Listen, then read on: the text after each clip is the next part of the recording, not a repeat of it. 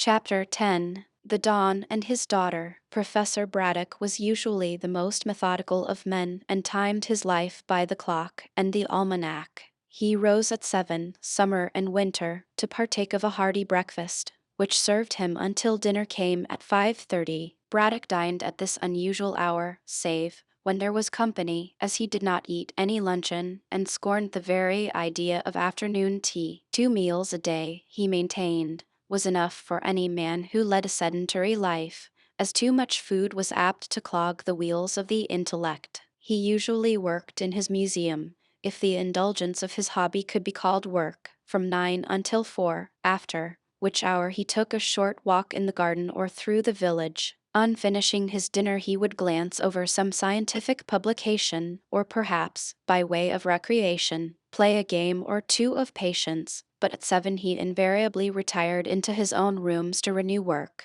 Retirement to bed took place at midnight, so it can be guessed that the professor got through an enormous quantity of work during the year. A more methodical man or a more industrious man did not exist, but on occasions evening this enthusiast wearied of his hobby and of the year's routine. A longing to see brother scientists of his own way of thinking would seize him, and he would abruptly depart for London, to occupy quiet lodgings and indulge in intercourse with his fellow men. Braddock rarely gave early intimation of his urban nostalgia. At breakfast he would suddenly announce that the fit took him to go to London, and he would drive to Jessam along with Cockatoo to catch the 10 o'clock train to London. Sometimes he sent the Kanaka back, at other times he would take him to town, but whether Cockatoo remained or departed, the museum was always locked up lest it should be profaned by the servants of the house. As a matter of fact, Braddock need not have been afraid, for Lucy, knowing her stepfather's whims and violent temper, took care that the sanctity of the place should remain inviolate. Sometimes the professor came back in a couple of days,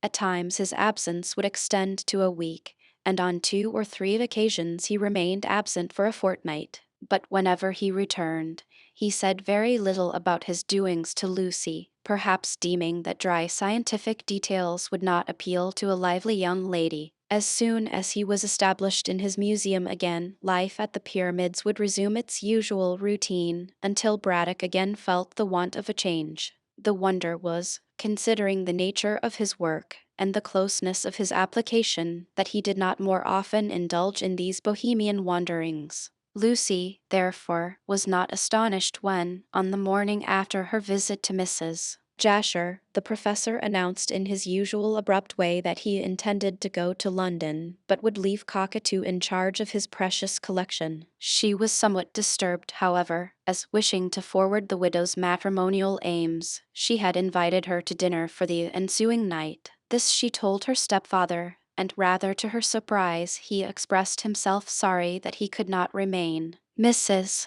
Jasher, said Braddock hastily, drinking his coffee, is a very sensible woman who knows when to be silent. She is also a good housekeeper, I believe, hinted Miss Kendall demurely. What? Well, why do you say that? Snapped Braddock sharply. Lucy fenced. Mrs. Jasher admires you, father. Braddock grunted, but did not seem displeased. Since evening a scientist possessing the usual vanity of the male is not inaccessible to flattery. Did Mrs. Jasher tell you this? He inquired, smiling complacently. Not in so many words. Still, I am a woman, and can guess how much another woman leaves unsaid.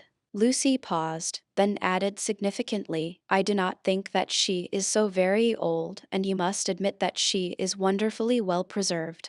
Like a mummy, remarked the professor absently, then pushed back his chair to add briskly, what does all this mean, you minx? I know that the woman is all right so far as a woman can be, but her confounded age and her looks and her unexpressed admiration, what are these to an old man like myself? Father, said Lucy earnestly, when I marry Archie I shall, in all probability, leave Gartley for London. I know, bless me, child, do you think that I have not thought of that? If you were only wise, which you are not, you would marry random and remain at the fort. Sir Frank has other fish to fry, father. And evening if I did remain at the fort as his wife, I still could not look after you. Humph, I am beginning to see what you are driving at. But I can't forget your mother, my dear. She was a good wife to me. Still, said Lucy coaxingly, and becoming more and more the champion of Mrs.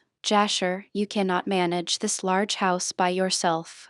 I do not like to leave you in the hands of servants when I marry. Mrs. Jasher is very domesticated and would make a good housekeeper. No, no, I don't want to give you another mother, child. There is no danger of that evening if I did not marry, rejoined Lucy stiffly. A girl can have only one mother, and a man apparently can have two wives, said Braddock with dry humor. Humph, he pinched his plump chin. It's not a bad idea, but of course I can't fall in love at my age. I don't think that Mrs. Jasher asks for impossibilities. The professor rose briskly. I'll think over it, said he. Meanwhile, I am going to London. When will you be back, father? I can't say. Don't ask silly questions. I dislike being bound to time. I may be a week, and I may be only a few days. Things can go on here as usual, but if Hope comes to see you, ask Mrs. Jasher in to play chaperone. Lucy consented to this suggestion, and Braddock went away to prepare for his departure. To get him off the premises was like launching a ship, as the entire household was at his swift heels, packing boxes, strapping rugs, cutting sandwiches, helping him on with his overcoat, and assisting him into the trap, which had been hastily sent for to the Warrior Inn. All the time Braddock talked, and scolded and gave directions and left instructions, until every one was quite bewildered. Lucy and the servants all sighed with relief when they saw the trap disappear round the end of the road in the direction of Jessam. In addition to being a famous archaeologist, the professor was assuredly a great nuisance to those who had to do with his whims and fancies. For the next 2 or 3 days Lucy enjoyed herself in a quiet way with Archie. In spite of the lateness of the season, the weather was still fine, and the artist took the opportunity of the pale sunshine to sketch a great deal of the marsh scenery. Lucy attended him as a rule when he went abroad, and sometimes Mrs. Jasher, voluble and merry, would come along with them to play the part of chaperone. But the girl noticed that Mrs. Jasher's merriment was forced at times, and in the searching morning light she appeared to be quite old. Wrinkles showed themselves on her plump face, and weary lines appeared round her mouth. Also, she was absent-minded while the lovers chattered and, when spoken to, would return to the present moment with a start. As the widow was now well off as regards money, and as her scheme to marry Braddock was well on the way to success, for Lucy had duly reported the professor's attitude, it was difficult to understand why Mrs. Jasher should look so worried. One day Lucy spoke to her on the subject. Random had strolled across the marshes to look at Hope's sketch, and the two men chatted together, while Miss Kendall led the little widow to one side. There is nothing the matter, I hope, said Lucy gently. No, why do you say that? Asked Mrs. Jasher, flushing. You have been looking worried for the last few days. I have a few troubles, sighed the widow, troubles connected with the estate of my late brother. The lawyers are very disagreeable and make all sorts of difficulties to swell their costs. Then, strangely enough, I am beginning to feel my brother's death more than I thought I should have done. You see that I am in mourning, dear. After what you said the other day, I felt that it was wrong for me not to wear mourning. Of course, my poor brother and I were almost strangers. All the same, as he has left me money and was my only relative, I think it right to show some grief. I am a lonely woman, my dear. When my father comes back you will no longer be lonely, said Lucy. I hope not. I feel that I want a man to look after me. I told you that I desired to marry the professor for his possible title and in order to form a salon and have some amusement and power. But also I want a companion for my old age. There is no denying, added Mrs. Jasher with another sigh, that I am growing old in spite of all the care I take. I am grateful for your friendship, dear. At one time I thought that you did not like me. Oh, I think we get on very well together, said Lucy somewhat evasively, for she did not want to say that she would make the widow an intimate friend, and, as you know, I am quite pleased that you should marry my stepfather. So pleasant to think that you look at my ambition in that light, said Mrs. Jasher, patting the girl's arm. When does the professor return? I cannot say. He refused to fix a date, but he usually remains away for a fortnight. I expect him back in that time, but he may come much earlier. He will come back when the fancy takes him. I shall alter all that when we are married, muttered Mrs. Jasher with a frown. He must be taught to be less selfish. I fear you will never improve him in that respect, said Lucy dryly, and rejoined the gentleman in time to hear Random mention the name of Don Pedro de Gallegos. What is that, Sir Frank? She asked. Random turned toward her with his pleasant smile. My Spanish friend, whom I met at Genoa, is coming here tomorrow. With his daughter? Questioned Mrs. Jasher roguishly. Of course, replied the young soldier, coloring. Donna Inez is quite devoted to her father and never leaves him. She will one day, I expect, said Hope innocently, for his eyes were on his sketch and not on Random's face. When the husband of her choice comes along, perhaps he has come along already, tittered Mrs.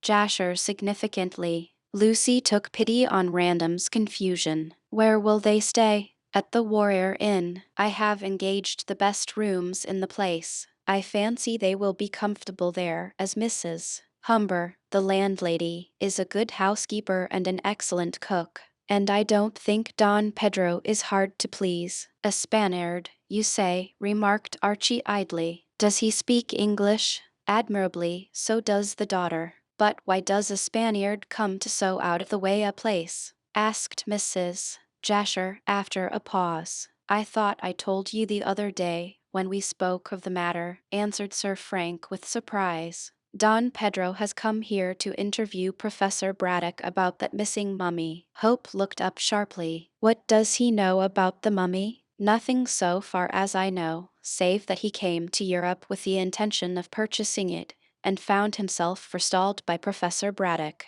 Don Pedro told me no more than that. Humph, murmured Hope to himself. Don Pedro will be disappointed when he learns that the mummy is missing. Random did not catch the words and was about to ask him what he had said, when two tall figures, conducted by a shorter one, were seen moving on the white road which led to the fort. Strangers, said Mrs. Jasher, putting up her lorgnette, which she used for effect, although she had remarkably keen sight. How do you know? Asked Lucy carelessly. My dear, look how oddly the man is dressed. I can't tell at this distance, said Lucy, and if you can, Mrs. Jasher, I really do not see why you require glasses. Mrs. Jasher laughed at the compliment to her sight, and colored through her rouge at the reproof to her vanity. Meanwhile, the smaller figure, which was that of a village lad leading a tall gentleman and a slender lady, pointed toward the group round Hope's easel. Shortly, the boy ran back up to the village road, and the gentleman came along the pathway with the lady. Random, who had been looking at them intently, suddenly started, having at length recognized them. Don Pedro and his daughter, he said in an astonished voice, and sprang forward to welcome the unexpected visitors. Now, my dear, whispered the widow in Lucy's ear, we shall see the kind of woman Sir Frank prefers to you. Well, as Sir Frank has seen the kind of man I prefer to him, retorted Lucy, that makes us quite equal. I am glad these newcomers talk English, said Hope, who had risen to his feet. I know nothing of Spanish. They are not Spanish, but Peruvian, said Mrs. Jasher. The language is the same, more or less. Confound it, here is Random bringing them here. I wish he would take them to the fort. There's no more work for the next hour, I suppose, and Hope, rather annoyed, began to pack his artistic traps. On a near view, Don Pedro proved to be a tall, lean, dry man, not unlike Dor's conception of Don Quixote. He must have had Indian blood in his veins, judging from his very dark eyes, his stiff, lank hair, worn somewhat long, and his high cheekbones. Also, although he was arrayed in puritanic black, His barbaric love of color betrayed itself in a red tie and in a scarlet handkerchief which was twisted loosely round a soft slouch hat. It was the hat and the brilliant red of tie and handkerchief which had caught Mrs. Jasher's eye at so great a distance, and which had led her to pronounce the man a stranger, for Mrs. Jasher well knew that no Englishman would affect such vivid tints. All the same, in spite of this eccentricity, Don Pedro looked a thorough Castilian gentleman and bowed gravely when presented to the ladies by random. Mrs. Jasher, Miss Kendall, permit me to present Don Pedro de Gallegos. I am charmed, said the Peruvian, bowing, hat in hand, and in turn, allow me, ladies, to introduce my daughter, Donna Inez de Gallegos. Archie was also presented to the Don and to the young lady after which Lucy and Mrs. Jasher, while not appearing to look, made a thorough examination of the lady with whom Random was in love. No doubt Donna Inez was making an examination on her own account, and with the cleverness of the sex the three women, while chatting affably, learned all that there was to be learned from the outward appearance of each other in 3 minutes. Miss Kendall could not deny but what Donna Inez was very beautiful, and frankly admitted, inwardly, of course, her own inferiority. She was merely pretty, while the Peruvian lady was truly handsome and quite majestic in appearance. Yet about Donna Inez there was the same indefinite, barbaric look as characterized her father. Her face was lovely, dark and proud in expression, but there was an aloofness about it which puzzled the English girl. Donna Inez may have belonged to a race populating another planet of the solar system. She had large black, melting eyes, a straight Greek nose and perfect mouth, a well-rounded chin and magnificent hair, dark and glossy as the wing of the raven, which was arranged in the latest Parisian style of coiffure. Also, her gown, as the two women guessed in an instant, was from Paris. She was perfectly gloved and booted, an evening if she betrayed somehow a barbaric taste for color and the dull ruddy hue of her dress, which was subdued with black braid, yet she looked quite a well-bred woman. All the same, her whole appearance gave an observant onlooker the idea that she would be more at home in a scanty robe, and glittering with rudely wrought ornaments of gold. Perhaps Peru, where she came from, suggested the comparison, but Lucy's thoughts flew back to an account of the Virgins of the Sun which the professor had once described. It occurred to her, perhaps wrongly, that in Donna Inez she beheld one who in former days would have been the bride of some gorgeous Inca. I fear you will find England dull after the sunshine of Lima, said Lucy, having ended a swift examination. Donna Inez shivered a trifle and glanced around at the gray, misty air through which the pale sunshine struggled with difficulty. I certainly prefer the tropics to this, she said in musical English, but my father has come down here on business, and until it is concluded we shall remain in this place.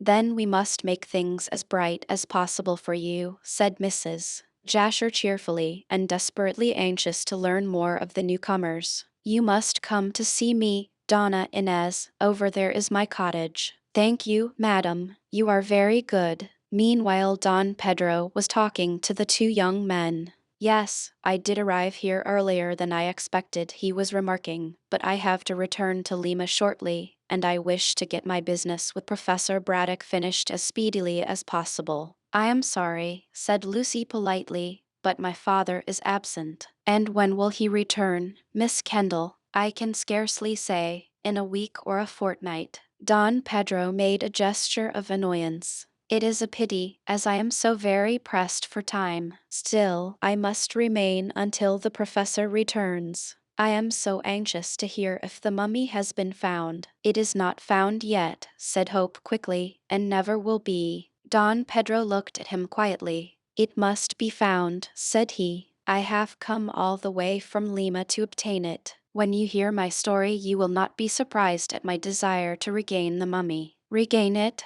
Echoed Hope and Random in one breath. Don Pedro nodded. Chapter 11. The Manuscript. It was certainly strange how constantly the subject of the missing mummy came uppermost, since it had disappeared and, since the man who had brought it to England was dead, it may have been thought that nothing more would be said about the matter. but Professor Braddock harped incessantly on his loss, which was perhaps natural, and Widow Anne also talked a great deal as to the possibility of the mummy being found, as she hoped to learn by that means the name of the assassin who had strangled her poor boy. Now Don Pedro de Gallegos appeared with the strange information that the weird relic of Peruvian civilization had been stolen from his father. Apparently fate was not inclined to let the matter of the lost mummy drop, and was working round to a denouement, which would possibly include the solution of the mystery of Sidney Bolton's death. Yet, on the face of it, there appeared to be no chance of the truth becoming known. Of course, when Don Pedro announced that the mummy had formerly belonged to his father, everyone was anxious to hear how it had been stolen. The Gallegos family were established in Lima, and the embalmed body of Inca Caxus had been purchased from a gentleman residing in Malta. How, then, had it crossed the water, and how had Don Pedro learned its whereabouts, only to arrive too late to secure his missing property? Mrs. Jasher was especially anxious to learn these things, and explained her reasons to Lucy. "You see, my dear," she said to the girl on the day after Don Pedro's arrival in Gartley, "if we learn the past of that horrid mummy, we may gain a clue to the person who desired possession of the nasty thing, and so may hunt down this terrible criminal. Once he is found, the mummy may be secured again, and should I be able to return it to your father, out of gratitude he would certainly marry me." "You seem to think that the assassin is a man," said Lucy dryly, "yet you forget that the person who talked to Sidney through the window of the Sailor's Rest was a woman." "An old woman," emphasized Mrs. Jasher briskly. "Quite so," Lucy contradicted. Eliza Flight did not say if the woman was old or young, but merely stated that she wore a dark dress and a dark shawl over her head. Still, this mysterious woman was connected in some way with the murder, else she would not have been speaking to Sidney. "I don't follow you, my dear. You talk as though poor Mr. Bolton expected to be murdered. For my part, I hold by the verdict of willful murder against some person or persons unknown. The truth is to be found, if anywhere, in the past of the mummy. We can discover nothing about that." "You forget what Don Pedro said, my dear," remarked Mrs. Jasher hastily, "that the mummy had been stolen from his father." "Let us hear what he has to say, and we may find a clue." "I am anxious that the professor should regain the green mummy for reasons which you know of. And now, my dear, can you come to dinner tonight?" "Well, I don't know." Miss Kendall hesitated. Archie said that he would look in this evening. "I shall ask Mr. Hope also, my love. Don Pedro is coming, and his daughter likewise. Needless to say, Sir Frank will follow the young lady. We shall be a party of 6, and after dinner we must induce Don Pedro to relate the story of how the mummy was stolen. He may not be inclined." "Oh, I think so," replied Mrs. Jasher quickly. "He wants to get the mummy back again, and if we discuss the subject we may see some chance of securing it. But Don Pedro will not wish it to be restored to my father." Mrs. Jasher shrugged her plump shoulders. "Your father and Don Pedro can arrange that themselves. All I desire is that the mummy should be found. Undoubtedly it belongs by purchase to the professor, but as it has been stolen, this Peruvian gentleman may claim it." "Well, I shall come, and Archie also," assented Lucy, who was beginning to be interested in the matter. "The affair is somewhat romantic." "Criminal, my dear, criminal," said Mrs. Jasher, rising to take her leave. "It is not a matter I care to mix myself up with. Still," she laughed, "you know why I am doing so." "If I had to take all this trouble to gain a husband," observed Lucy somewhat acidly, "I should remain single all my life." "If you were as lonely as I am," retorted the plump widow, "you would do your best to secure a man to look after you. I should prefer a young and handsomer husband, such as Sir Frank Random, for instance, but, as beggars cannot be choosers, I must content myself with old age, a famous scientist, and the chance of a possible title. Now mind, dear, tonight at 7, not a minute later," and she bustled away to prepare for the reception of her guests. It seemed to Lucy that Mrs. Jasher was taking a great deal of trouble to become Mrs. Braddock, especially as the professor's brother may live for many a long day yet, in which case the widow would not gain the title she coveted for years. However, the girl rather sympathized with Mrs. Jasher, who was a companionable soul and fond of society. Circumstances condemned her to a somewhat lonely life in an isolated cottage in a rather dull neighborhood, so it was little to be wondered at that she should strive to move heaven and earth, as she was doing, in the hope of escaping from her solitude. Besides, although Miss Kendall did not wish to make a close companion of the widow, yet she did not dislike her, and moreover, thought that she would make Professor Braddock a very presentable wife. Thinking thus, Lucy was quite willing to forward Mrs. Jasher's plans by inducing Don Pedro to tell all he knew about this missing mummy. Thus it came about that 6 people assembled in the tiny pink parlor of Mrs. Jasher at the hour of 7 o'clock.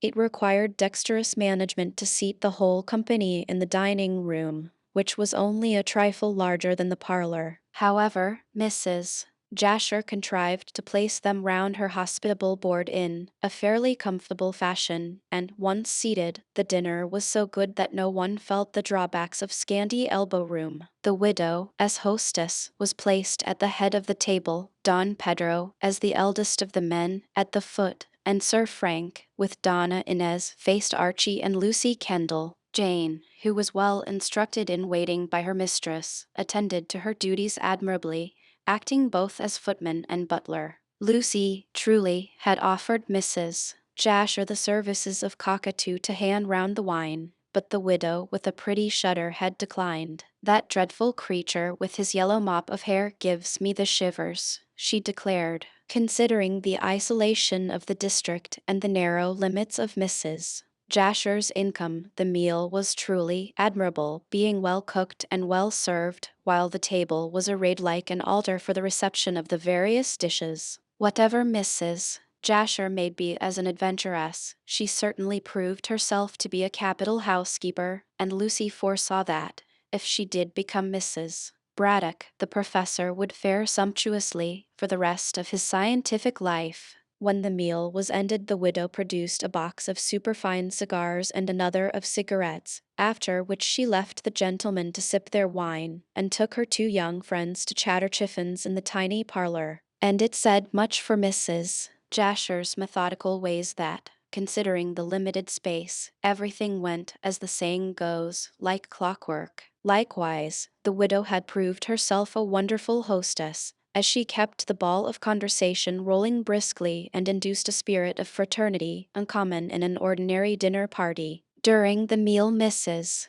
Jasher had kept off the subject of the mummy, which was the excuse for the entertainment, but when the gentlemen strolled into the parlor, feeling well fed and happy, she hinted at Don Pedro's quest. As the night was cold and the Peruvian gentleman came from the tropics, he was established in a well-padded armchair close to the sea-coal fire, and with her own fair hands Mrs. Jasher gave him a cup of fragrant coffee, which was rendered still more agreeable to the palate by the introduction of a vanilla bean. With this, and with a good cigar, for the ladies gave the gentlemen permission to smoke, Don Pedro felt very happy and easy and complimented Mrs. Jasher warmly on her capability of making her fellow creatures comfortable. "It is altogether comfortable, madam," said Don Pedro, rising to make a courtly bow. In fact, so agreeable was the foreigner that Mrs. Jasher dreamed for one swift moment of throwing over the dry-as-dust scientist to become a Spanish lady of Lima.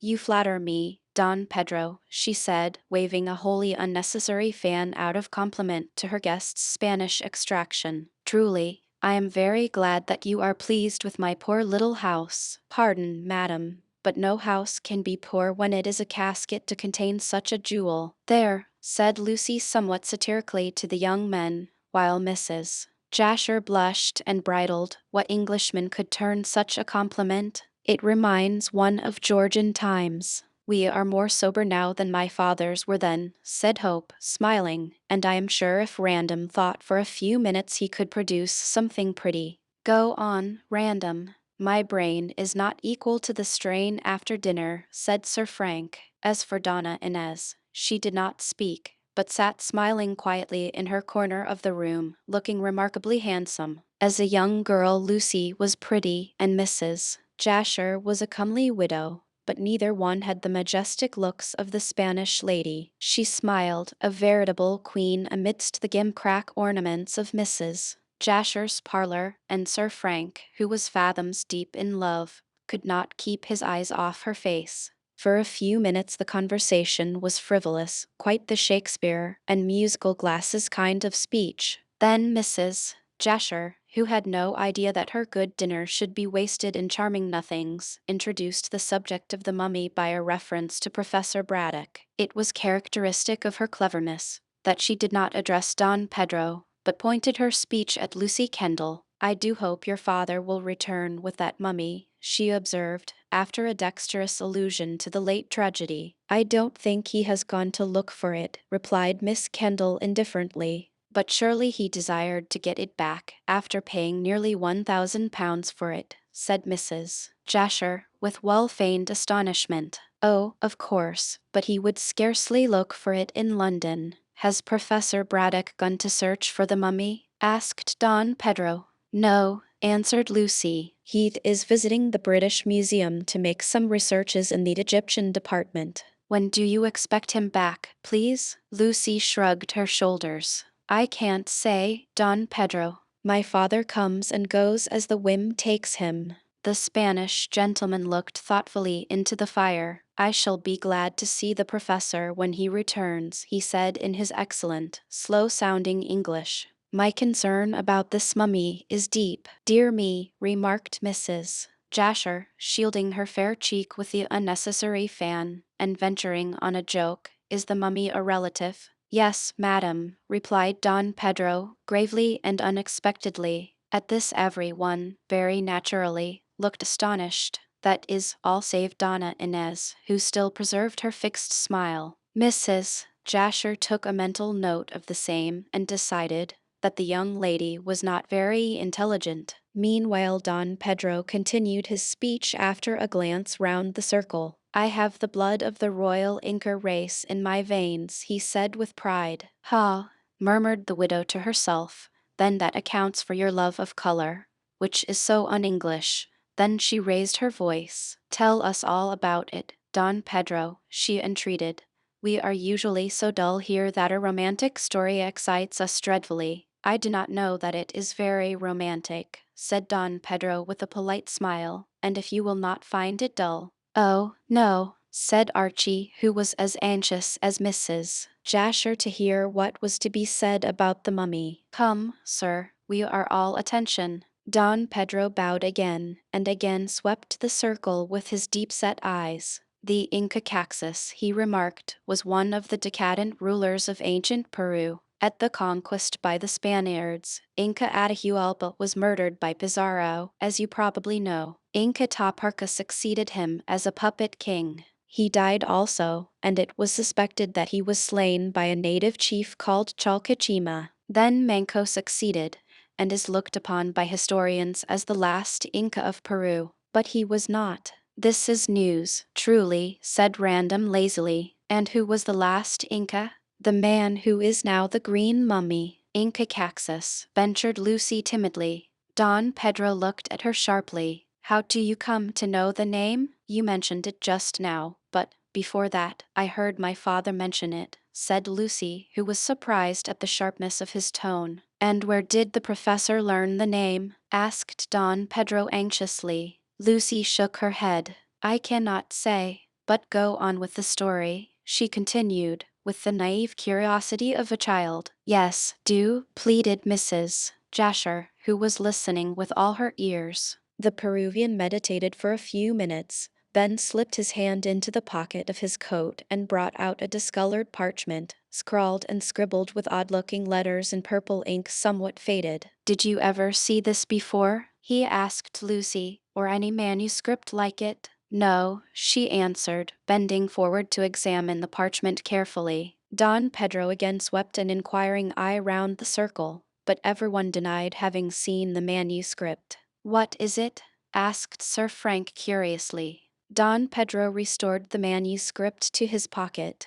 It is an account of the embalming of Inca Caxus, written by his son, who was my ancestor. Then you are descended from this Inca? Said Mrs. Jasher eagerly. I am. Had I my rights, I should rule Peru. As it is, I am a poor gentleman with very little money. That, added Don Pedro with emphasis, is why I wish to recover the mummy of my great ancestor. Is it then so valuable? Asked Archie suddenly. He was thinking of some reason why the mummy should have been stolen. Well, in itself it is of no great value, save to an archaeologist, was Don Pedro's reply. But I had better tell you the story of how it was stolen from my father. Go on, cried Mrs. Jasher. This is most interesting. Don Pedro plunged into his story without further preamble. Inca Caxus held his state amidst the solitudes of the Andes, away from the cruel men who had conquered his country. He died and was buried. This manuscript, he touched his pocket, was written by his son and details the ceremonies, the place of sepulchre, and also gives a list of the jewels with which the mummy was buried. Jewels, murmured Hope under his breath. I thought as much. The son of Inca Caxus married a Spanish lady and made peace with the Spaniards. He came to live at Cuzco and brought with him, for some purpose which the manuscript does not disclose, the mummy of his father. But the manuscript was lost for years, and although my family, the de Gangoses, became poor, no member of it knew that, concealed in the corpse of Inca Caxus, were two large emeralds of immense value. The mummy of our royal ancestor was treated as a sacred thing and venerated accordingly. Afterwards my family came to live at Lima, and I still dwell in the old house. But how was the mummy stolen from you? Asked Random curiously. I am coming to that, said Don Pedro, frowning at the interruption. I was not in Lima at the time, but I had met the man who stole the precious mummy. Was he a Spaniard? No, answered Don Pedro slowly. He was an English sailor called Vasa. Vasa is a Swedish name, observed Hope critically. This man said that he was English, and certainly spoke like an Englishman, so far as I, a foreigner, can tell. At that time, when I was a young man, civil war raged in Peru. My father's house was sacked, and this Vasa, who had been received hospitably by my father when he was shipwrecked at Callao, stole the mummy of Inca Caxus. My father died of grief and charged me to get the mummy back. When peace was restored to my unhappy country, I tried to recover the venerated body of my ancestor. But all search proved vain, as Vasa had disappeared, and it was supposed that, for some reason, he had taken the embalmed body out of the country. It was when the mummy was lost that I unexpectedly came across the manuscript, which detailed the funeral ceremonies of Inca Caxus, and on learning about the two emeralds I was naturally more anxious than ever to discover the mummy and retrieve my fallen fortunes by means of the jewels. But, as I said, all search proved vain, and I afterward married, thinking to settle down on what fortune remained to me. I did live quietly in Lima for years until my wife died. Then, with my daughter, I came to Europe on a visit. To search for the mummy? Questioned Archie eagerly. No, sir. I had given up all hope of finding that, but chance placed a clue in my hands. At Genoa I came across a newspaper, which stated that a mummy in a green case, and a Peruvian mummy at that,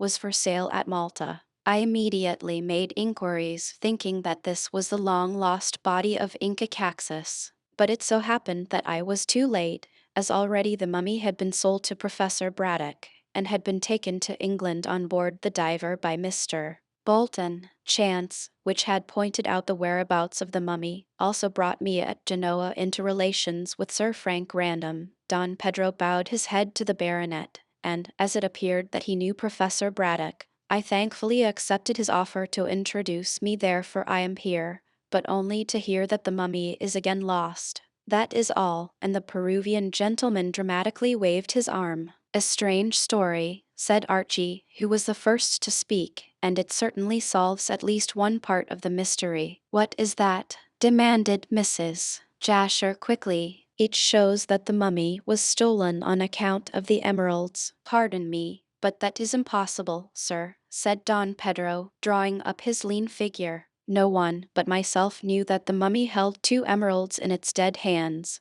and I learned that only a few years ago from the manuscript which I had the honor of showing you. There is that objection assuredly, replied Hope with composure. Yet I can hardly believe that any man would risk his neck to steal so remarkable a mummy, which he would have a difficulty in disposing of. But did this assassin know of the emeralds, he would venture much to gain them, since jewels can be disposed of with comparative ease and cannot easily be traced. All the same, said Random, looking up, I do not see how the assassin could have learned that the jewels were wrapped in the bandages. Humph, said Hope, glancing at de Gangos. Perhaps there is more than one copy of this manuscript you speak of. Not to my knowledge. The sailor Vasa may have copied it. No. Don Pedro shook his head. It is written in Latin, since a Spanish priest taught the son of Inca Caxus, who wrote it, that language. I do not think that Vasa knew Latin. Also, if Vasa had copied the manuscript, he would have stripped the mummy to procure the jewels. Now, in the newspaper advertisement it stated that the bandages of the mummy were intact, as also was the verdant case. No, said Don Pedro decisively, I am quite of opinion that Vasa, and truly everyone else, was ignorant of this manuscript. It seems to me, suggested Mrs. Jasher, that it would be best to find this sailor. That, remarked de Gangos, is impossible. It is 20 years since he disappeared with the mummy. Chapter 12.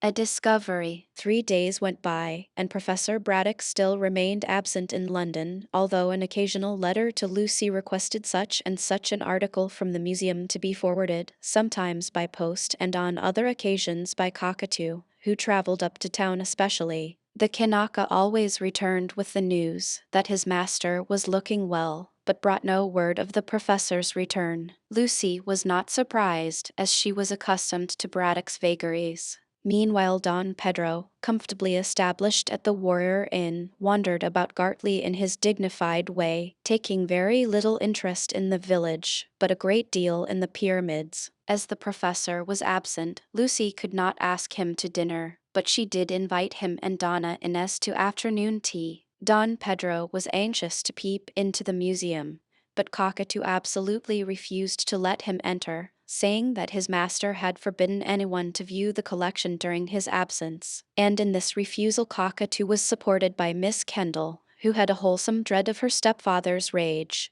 should he return and find that a stranger had been making free of his sacred apartments. The Peruvian gentleman expressed himself extremely disappointed, so much so, truly, that Lucy fancied he believed Braddock had the green mummy hidden in the museum, in spite of the reported loss from the Sailor's Rest. Failing to get permission to range through the rooms of the pyramids, Don Pedro paid occasional visits to Pierside and questioned the police regarding the Bolton murder. From Inspector Date he learned nothing of any importance, and truly, that officer expressed his belief that not until the day of judgment would the truth become known. It then occurred to de Gangos to explore the neighborhood of the Sailor's Rest and to examine that public house himself. He saw the famous window through which the mysterious woman had talked to the deceased, and noted that it looked across a stony, narrow path to the water's edge, wherefrom a rugged jetty ran out into the stream for some little distance. Nothing would have been easier, reflected Don Pedro, than for the assassin to enter by the window, and having accomplished his deed, to leave in the same way, bearing the case containing the mummy. A few steps would carry the man and his burden to a waiting boat, and once the craft slipped into the mists on the river, all trace would be lost, as had truly happened. In this way the Peruvian gentleman believed the murder and the theft had been accomplished. But evening, supposing things had happened as he surmised, still he was as far as ever from unraveling the mystery. While Don Pedro searched for his royal ancestor's corpse, and incidentally for the thief and murderer, his daughter was being wooed by Sir Frank Random. Heaven only knows what he saw in her, as Lucy observed to young Hope, for the girl had not a word to say for herself. She was undeniably handsome, and dressed with great taste, save for stray hints of barbaric delight in color, doubtless inherited from her Inca ancestors. All the same, she appeared to be devoid of small talk or great talk, or any talk whatever. She sat and smiled and looked like a handsome picture. But after her appearance had satisfied the eye, she left much to be desired. Yet Sir Frank approved of her stately quietness, and seemed anxious to make her his wife. Lucy, in spite of the fact that he had so speedily got over her refusal to marry him, was anxious that he should be happy with Donna Inez, whom he appeared to love, and afforded him every opportunity of meeting the lady, so that he may prosecute his wooing. All the same, she wondered that he should desire to marry an iceberg, and Donna Inez, with her silent tongue and cold smiles, was little else. However, as Frank Random was the chief party concerned in the love-making, for Donna Inez was merely passive, there was no more to be said. Sometimes Hope came to dine at the Pyramids, and on these occasions Mrs. Jasher was present in her character of chaperone. As Miss Kendall was helping the widow to marry Professor Braddock, she in her turn did her best to speed Archie's wooing. Certainly the young couple were engaged, and there was no understanding to be brought about. Nevertheless, Mrs. Jasher was a useful article of furniture to be in the room when they were together, for Gartley, like all English villages, was filled with scandal-mongers who would have talked had Hope and Lucy not employed Mrs. Jasher as gooseberry. Sometimes Donna Inez came with the widow, while her father was hunting for the mummy in Pierside, and then Sir Frank Random would be sure to put in an appearance to woo his Dulcinea in admiring silence. Mrs. Jasher declared that the two must have made love by telepathy, for they rarely exchanged a word. But this was all the better, as Archie and Lucy chattered a great deal, and two pair of magpies, Mrs. Jasher declared, would have been too much for her nerves. She made a very good chaperone, as she allowed the young people to act as they pleased, only sanctioning the meetings by her elderly presence. One evening Mrs. Jasher was due to dinner, and Hope had already arrived. No one else was expected, as Don Pedro had taken his daughter to the theatre at Pierside, and Sir Frank had gone to London in connection with his military duties. It was a bitterly cold night, and already a fall of snow had hinted that there was to be a real English Christmas of the genuine kind. Lucy had prepared an excellent dinner for three, and Archie had brought a set of new patience cards for Mrs. Jasher, who was fond of the game. While the widow played, the lovers hoped to make love undisturbed and looked forward to a happy evening. But there was one drawback, for although the dinner hour was supposed to be 8 o'clock, and it was now 30 minutes past, Mrs. Jasher had not arrived. Lucy was dismayed. What can be keeping her? She asked Archie, to which that young gentleman replied that he did not know, and, what was more, he did not care. Miss Kendall very properly rebuked this sentiment. You ought to care, Archie, for you know that if Mrs. Jasher does not come to dinner, you will have to go away. Why should I? He inquired sulkily. People will talk. Let them. I don't care. Neither do I, you stupid boy. But my father will care, and if people talk he will be very angry. My dear Lucy, and Archie put his arm round her waist to say this, I don't see why you should be afraid of the professor. He is only your stepfather,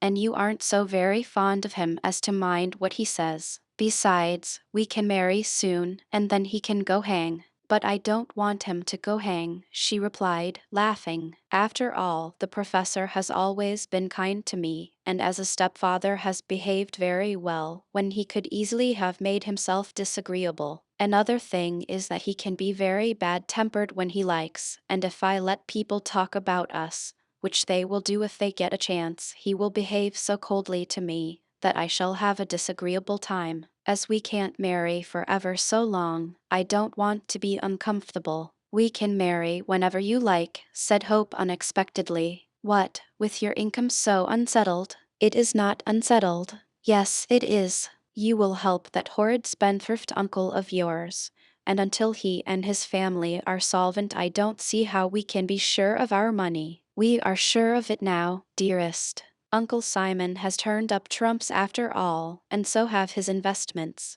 What do you mean exactly? I mean that yesterday I received a letter from him saying that he was now rich, and would pay back all I had lent him. I went up to London today and had an interview. The result of that is that I am some thousands to the good, that Uncle Simon is well off for the rest of his life and will require no more assistance, and that my 300 a year is quite clear for ever and ever and ever. Then we can marry, cried Miss Kendall with a gasp of delight. Whenever you choose, next week if you like, in January then, just after Christmas. We'll go on a trip to Italy and return to take a flat in London. Oh, Archie, I am sorry I thought so badly of your uncle. He has behaved very well, and what a mercy it is that he will require no more assistance. You are sure he will not? If he does, he won't get it, said Hope candidly. While I was a bachelor I could assist him, but when I am married I must look after myself and my wife. He gave Lucy a hug. It's all right now, dear, and Uncle Simon has behaved excellently, far better than I expected. We shall go to Italy for the honeymoon and need not hurry back until say until we quarrel. In that case we shall live in Italy for the rest of our lives, said Lucy with twinkling eyes. But we must come back in a year and take a studio in Chelsea. Why not in Gartley? Remember, the professor will be lonely. No, he won't. Mrs. Jasher, as I told you, intends to marry him. He may not wish to marry her. That doesn't matter, rejoined Lucy with the cleverness of a woman. She can manage to bring the marriage about. Besides, I want to break with the old life here and begin quite a new one with you. When I am your wife and Mrs. Jasher is my stepfather's, everything will be capitally arranged. Well, I hope so, said Archie heartily, for I want you all to myself and have no desire to share you with anyone else. But I say, he glanced at his watch, it is getting towards 9 o'clock, and I am desperately hungry. Can't we go to dinner? Not until Mrs.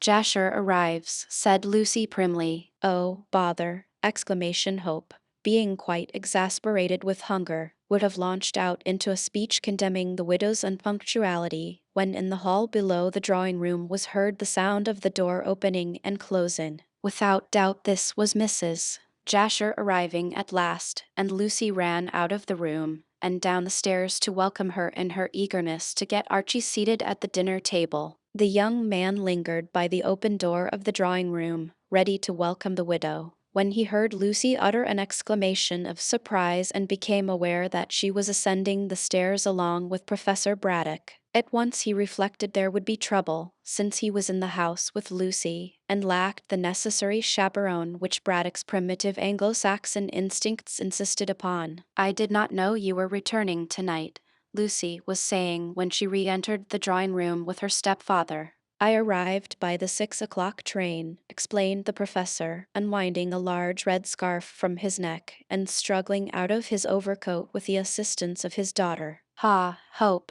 Good evening. Where have you been since? Asked Lucy, throwing the professor's coat and wraps onto a chair. With Mrs. Jasher, said Braddock, warming his plump hands at the fire. So you must blame me that she is not here to preside at dinner as the chaperone of you young people. Lucy and her lover glanced at one another in surprise. This light and airy tone was a new one for the professor to take. Instead of being angry, he seemed to be unusually gay, and looked at them in quite a jocular manner for a dry-as-dust scientist. We waited dinner for her, father, ventured Lucy timidly. Then I am ready to eat it, announced Braddock. I am extremely hungry, my dear. I can't live on love, you know. Live on love? Lucy stared, and Archie laughed quietly. Oh yes, you may smile and look astonished, went on the professor good-humoredly, but science does not destroy the primeval instincts entirely. Lucy, my dear, he took her hand and patted it.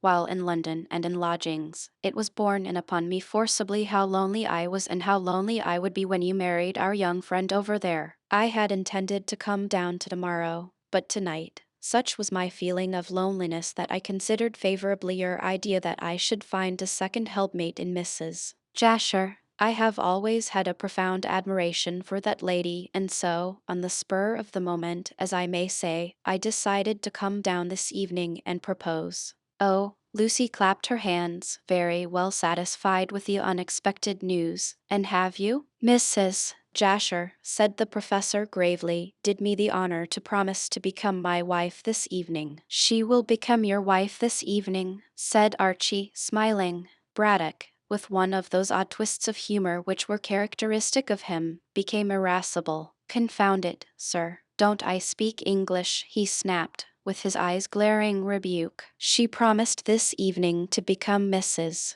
Braddock. We shall marry, so we have arranged, in the springtime, which is the natural pairing season for human beings as well as for birds. And I am glad to say that Mrs. Jasher takes a deep interest in archaeology, and, what is more, she is a splendid housekeeper, said Lucy. The temporary anger of the professor vanished. He drew his stepdaughter towards him and kissed her on the cheek. I believe that I have to thank you for putting the idea into my head, said he, and also, if Mrs. Jasher is to be believed, for aiding her to see the mutual advantage it would be to both of us to marry. Ha! He released Lucy and rubbed his hands. Let us go to dinner. I am very glad, said Miss Kendall heartily. So am I, replied Braddock, nodding. As you very truly observed, my child, the house would have gone to rack and ruin without a woman to look after my interests. Well, he took the arms of the two young people. I really think that we must have a bottle of champagne on the strength of it. Shortly the trio were seated at the table, and Braddock explained that Mrs. Jasher, being overcome by his proposal, had not been able to face the ordeal of congratulations.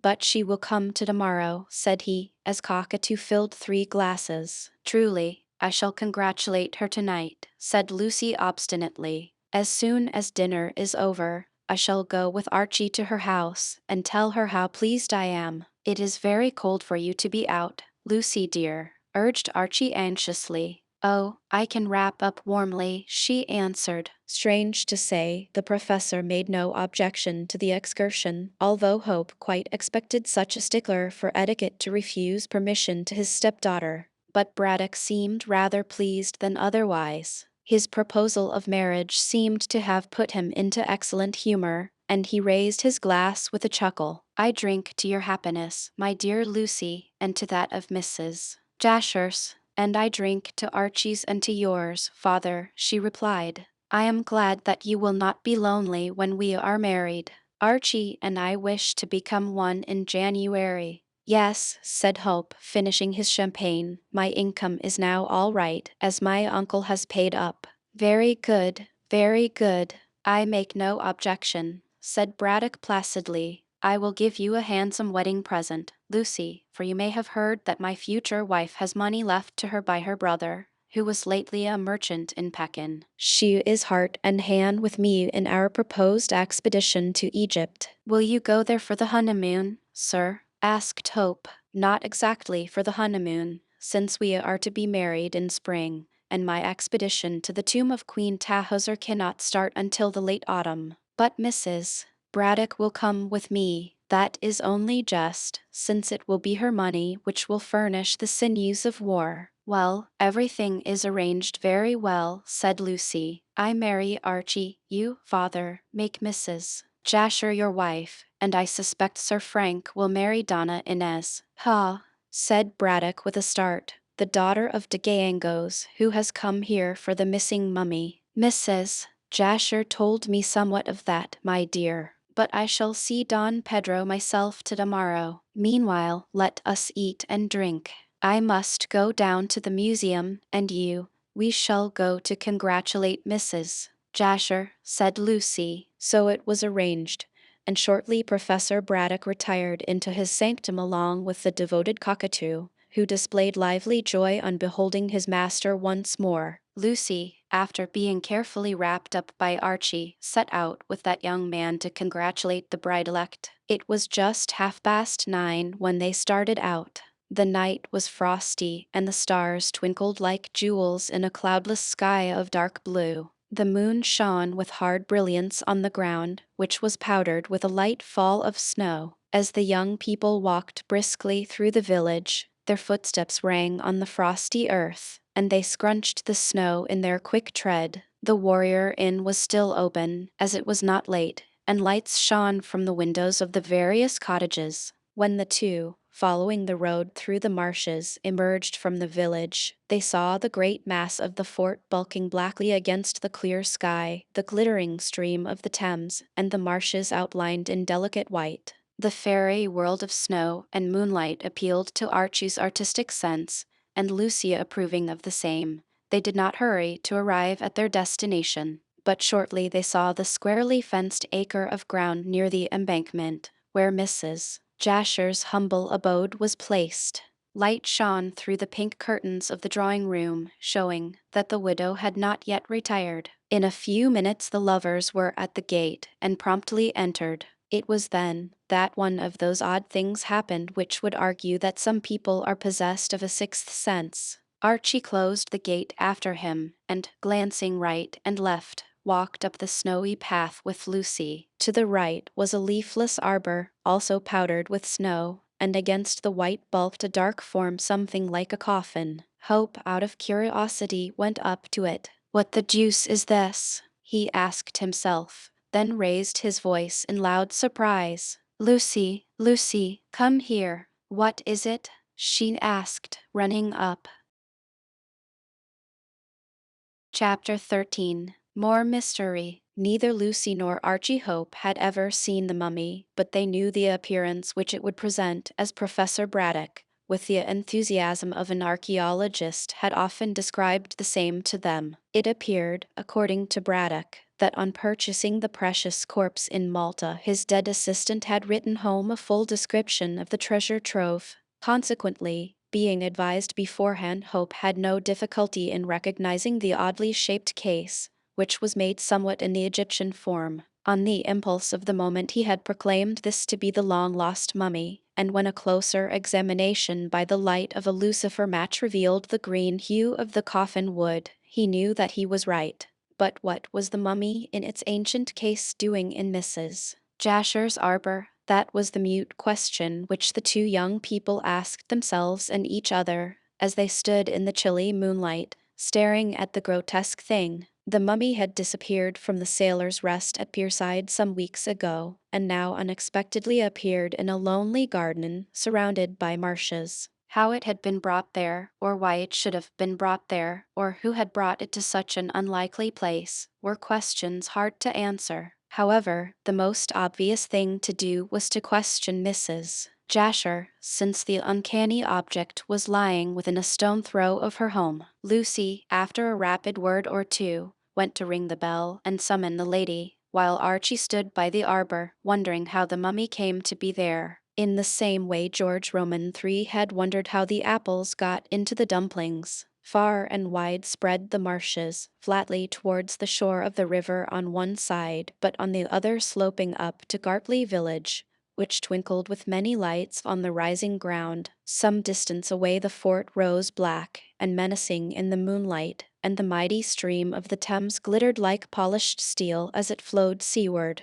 As there were only a few leafless trees dotted about the marshy ground, and as that same ground, lightly sprinkled with powdery snow, revealed every moving object for quite a mile or so, Hope could not conceive how the mummy case, which seemed heavy, could have been brought into the silent garden without its bearers being seen. It was not late, and soldiers were still returning through Gartley to the fort. Then, again, some noise must have been caused by so bulky an object being thrust through the narrow wicket, and Mrs. Jasher, inhabiting a wooden house, which was a very seashell for sound, may have heard footsteps and voices. If those who had brought the mummy here, and there was more than one from the size of the case, could be discovered, then the mystery of Sidney Bolton's death would be solved very speedily. It was at this moment of his reflections that Lucy returned to the arbor, leading Mrs. Jasher, who was attired in a tea gown and who looked bewildered.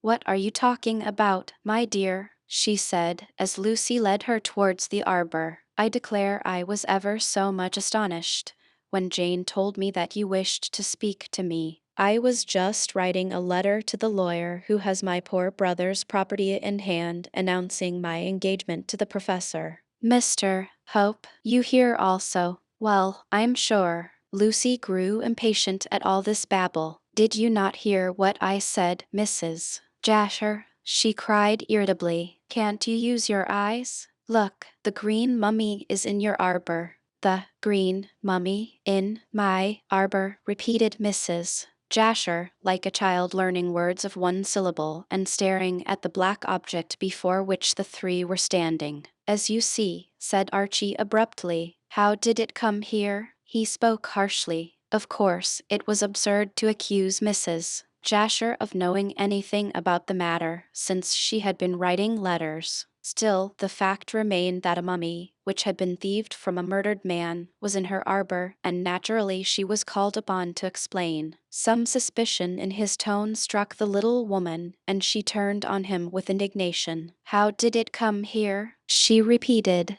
"Now, how can I tell, you silly boy? I have been writing to my lawyer about my engagement to Mr. Braddock. I dare say he has told you." "Yes," chimed in Miss Kendall, "and we came here to congratulate you, only to find the mummy. Is that the horrid thing?" Mrs. Jasher stared with all her eyes and timidly touched the hard green-stained wood. "It's the case. The mummy is inside. But I thought that the professor opened the case to find the body of poor Sidney Bolton," argued Mrs. Jasher. "That was a packing case in which this," Archie struck the old-world coffin, "was stored. But this is the corpse of Inca Caxus, about which Don Pedro told us the other night. How does it come to be hidden in your garden?" "Hidden," Mrs. Jasher repeated the word with a laugh. "There is not much hiding about it. Why, every one can see it from the path."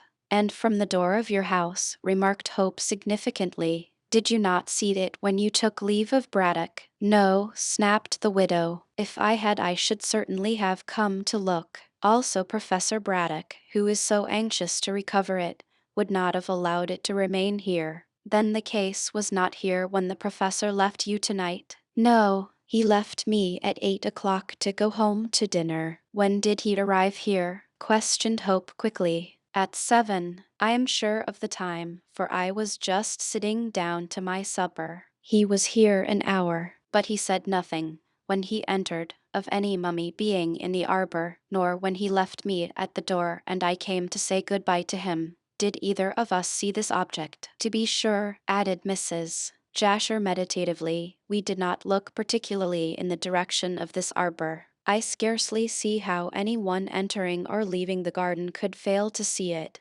especially as the snow reflects the moonlight so brightly." Mrs. Jasher shivered, and taking the skirt of her tea-gown, flung it over her carefully attired head.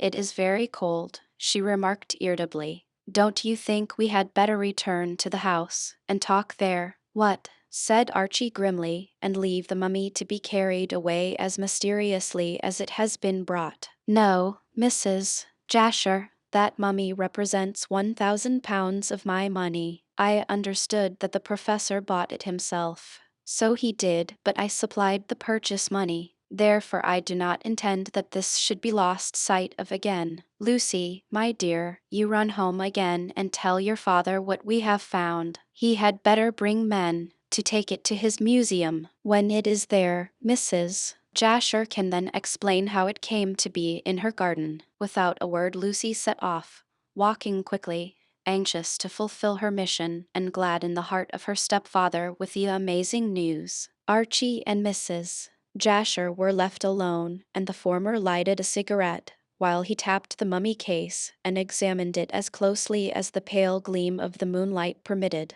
Mrs. Jasher made no move to enter the house, much as she had complained of the cold, but perhaps she found the flimsy skirt of the tea-gown sufficient protection. "It seems to me, Mr. Hope," said she very tartly, "that you suspect my having a hand in this," and she tapped the mummy coffin also. "Pardon me," observed Hope very politely, "but I suspect nothing, because I have no grounds upon which to base my suspicions. But certainly it is odd that this missing mummy should be found in your garden. You will admit that much." "I admit nothing of the sort," she rejoined coolly. "Only myself and Jane live in the cottage, and you don't expect that two delicate women could move this huge thing. She tapped the case again. Moreover, had I found the mummy, I should have taken it to the pyramids at once, so as to give Professor Braddock some pleasure. It will certainly be an acceptable wedding present, said Archie sarcastically. Pardon me, said Mrs. Jasher in her turn, but I have nothing to do with it as a present or otherwise. How the thing came into my arbor I really cannot say. As I told you, Professor Braddock made no remark about it when he came, and when he left. Although I was at the door, I did not notice anything in this arbor. Truly, I cannot say if I ever looked in this direction. Archie mused and glanced at his watch. The professor told Lucy that he came by the 6 train. You say that he was here at 7. Yes, and he left at 8. What is the time now? 10 o'clock, or a few minutes after. Therefore, since neither you nor Braddock saw the mummy, I take it that the case was brought here by some unknown people between 8 o'clock and 9:45, about which time I arrived here with Lucy. Mrs. Jasher nodded. You put the matter very clearly, she observed dryly. You have mistaken your vocation, Mr. Hope, and should have been a criminal lawyer. I should turn detective were I you. Why? Asked Archie with a start. You may ascertain my movements on the night when the crime was committed, snapped the little widow. A woman muffled in a shawl, in much the same way as my head is now muffled in my skirt, talked to Bolton through the bedroom window of the Sailor's Rest, you know. Hope expostulated. My dear lady, how you run on. I assure you that I would as soon suspect Lucy as you. Thank you, said the widow very dryly and very tartly. I merely wish to point out, went on Archie in a conciliatory tone, that, as the mummy in its case, as appears probable, was brought into your garden between the hours of 8 and 10, less 15 minutes, that you may have heard the voices or footsteps of those who carried it here. I heard nothing, said Mrs. Jasher, turning towards the path.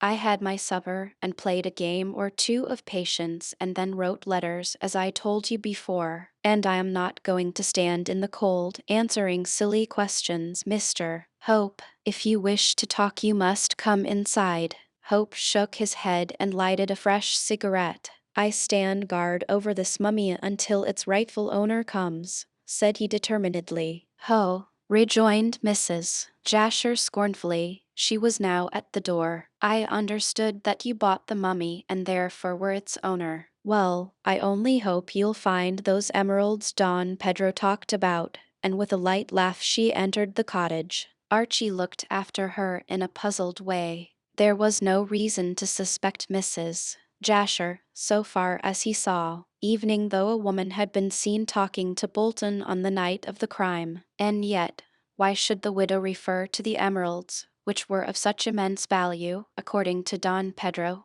Hope glanced at the case and shook the primitive coffin, anxious for the moment to open it and ascertain if the jewels were still clutched grimly in the mummy's dead hands. But the coffin was fastened tightly down with wooden pegs, and could only be opened with extreme care and difficulty. Also, as Hope reflected, evening did he manage to open this receptacle of the dead, he still could not ascertain if the emeralds were safe, since they would be hidden under innumerable swathings of green-dyed llama wool. He therefore let the matter rest there, and, staring at the river, wondered how the mummy had been brought to the garden in the marshes. Hope recollected that experts had decided the mode in which the mummy had been removed from the pierside public house. It had been passed through the window, according to Inspector Date and others, and, when taken across the narrow path which bordered the river, had been placed in a waiting boat. After that it had vanished until it had reappeared in this arbor. But, if taken by water once, it could have been taken by water again. There was a rude jetty behind the embankment, which Hope could easily see from where he stood. In all probability the mummy had been landed there and carried to the garden, while Mrs. Jasher was busy with her supper and her game of cards and her letters. Also, the path from the shore to the house was very lonely, and if any care had been exercised, which was probable, no one from the fort road or from the village street could have seen the stealthy conspirators bringing their weird burden. So far Hope felt that he could argue excellently. But who had brought the mummy to the garden, and why had it been brought there? These questions he could not answer so easily, and truly not at all. While thus meditating, he heard, far away in the frosty air, a puffing and blowing and panting like an impatient motor car. Before he could guess what this was, Braddock appeared, simply racing along the marshy causeway, followed closely by Cockatoo, and at some distance away by Lucy. The little scientist rushed through the gate, which he flung open with a noise fit to wake the dead, and lunged forward, to fall with outstretched arms upon the green case. There he remained, still puffing and blowing, and looked as though he were hugging a huge green beetle. Cockatoo, who, being lean and hard, kept his breath more easily, stood respectfully by, waiting for his master to give orders, and Lucy came in quietly by the gate, smiling at her father's enthusiasm. At the same moment Mrs. Jasher, well wrapped up in a coat of sables, emerged from the cottage. "I heard you coming, Professor," she called out, hurrying down the path. "I should think the whole fort heard the professor coming," said Hope, glancing at the dark mass. "The soldiers must think it is an invasion." But Braddock paid no heed to this jocularity, or evening to Mrs. Jasher, to whom he had been so lately engaged. All his soul was in the mummy case, and as soon as he recovered his breath, he loudly proclaimed his joy at this miraculous recovery of the precious article. "Mine! Mine!" he roared, and his words ran violently through the frosty air. "Be calm, sir," advised Hope. "Be calm. Calm, calm," bellowed Braddock, struggling to a standing position. "Oh, confound you, sir, how can I be calm when I find what I have lost? You have a mean, groveling soul, Hope, not the soaring spirit of a collector." "There is no need to be rude to Archie, father," corrected Lucy sharply. "Rude, rude! I am never rude. But this mummy—" Braddock peered closely at it and rapped the wood to assure himself it was no phantom. "Yes, it is my mummy, the mummy of Inca Caxus. Now I shall learn how the Peruvians embalmed their royal dead. Mine, mine, mine," he crooned like a mother over a child, caressing the coffin, then suddenly drew himself upright and fixed Mrs. Jasher with an indignant eye. "So it was you, madam, who stole my mummy," he declared venomously, "and I thought of making you my wife. Oh, what an escape I have had! Shame, woman, shame!" Mrs. Jasher stared, then her face grew redder than the rouge on her cheeks, and she stamped furiously in the neat Louis Quinze slippers in which she had injudiciously come out. "How dare you say what you have said?" she cried, her voice shrill and hard with anger. "Mr. Hope has been saying the same thing. Are you both mad? I never set eyes on the horrid thing in my life. And only tonight you told me that you loved—" "Yes, yes, I said many foolish things, I don't doubt, madam, but that is not the question. My mummy, he rapped the wood furiously. "How does my mummy come to be here?" "I don't know," said Mrs. Jasher, still furious, "and I don't care, don't care, don't care, when I look forward to your helping me in my life work. As my wife—" "I shall never be your wife," cried the widow, stamping again. "I wouldn't be your wife for 1,000 or 1,000,000 pounds. Marry your mummy, you horrid, red-faced, crabbed little—" "Hush, hush," whispered Lucy, taking the angry woman round the waist. "You must make allowances for my father. He is so excited over his good fortune that he—" "I shall not make allowance," interrupted Mrs. Jasher angrily. "He practically accuses me of stealing the mummy. If I did that, I must have murdered poor Sidney Bolton." "No, no," cried the professor, wiping his red face.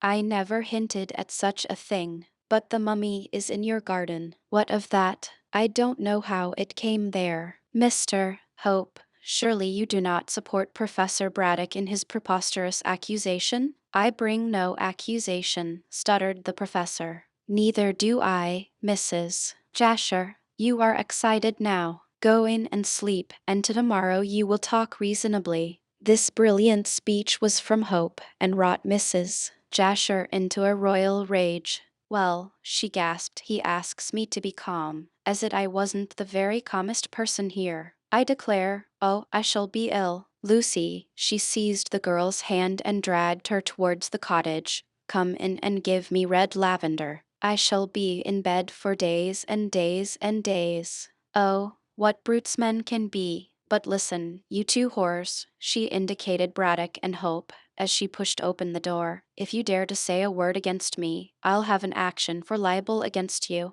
Oh, dear me, how very ill I feel. Lucy, darling, help me, oh, help me, and, oh. She flopped down on the threshold of her home with a cry. Archie, Archie, she's fainted.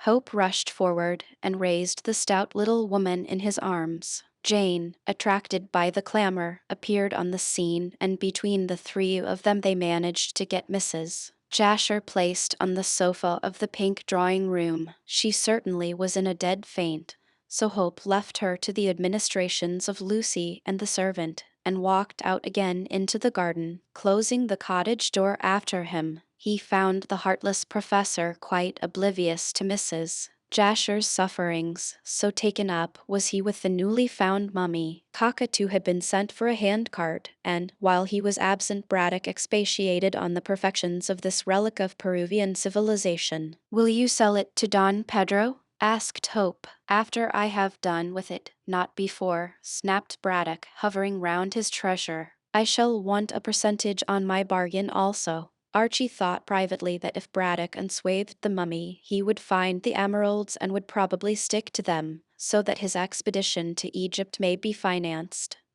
That case Don Pedro would no longer wish to buy the corpse of his ancestor. But, while he debated as to the advisability of telling the professor of the existence of the emeralds, Cockatoo returned with the handcart. "You have lost, Mrs. Jasher," said Hope, while he assisted the professor to hoist the mummy onto the cart. Never mind. Braddock patted the coffin. "I have found something much more to my mind. Something ever so much better." Ha! Chapter 14. The unexpected happens. In spite of newspapers, and letters and tape machines and telegrams and such like aids to the speedy diffusion of news, the same travels quicker in villages than in cities. Word of mouth can spread gossip with marvelous rapidity in sparsely inhabited communities, since it is obvious that in such places every person knows the other, as the saying goes, inside out. In every English village walls have ears and windows have eyes, so that every cottage is a hotbed of scandal, and what is known to one is, within the hour, known to the other's evening. The Sphinx could not have preserved her secret long in such a locality. Gartley could keep up its reputation in this respect along with the best, therefore it was little to be wondered at that early next morning everyone knew that Professor Braddock had found his long-lost mummy in Mrs. Jasher's garden, and had removed the same to the pyramids without unnecessary delay. It was not particularly late when the handcart,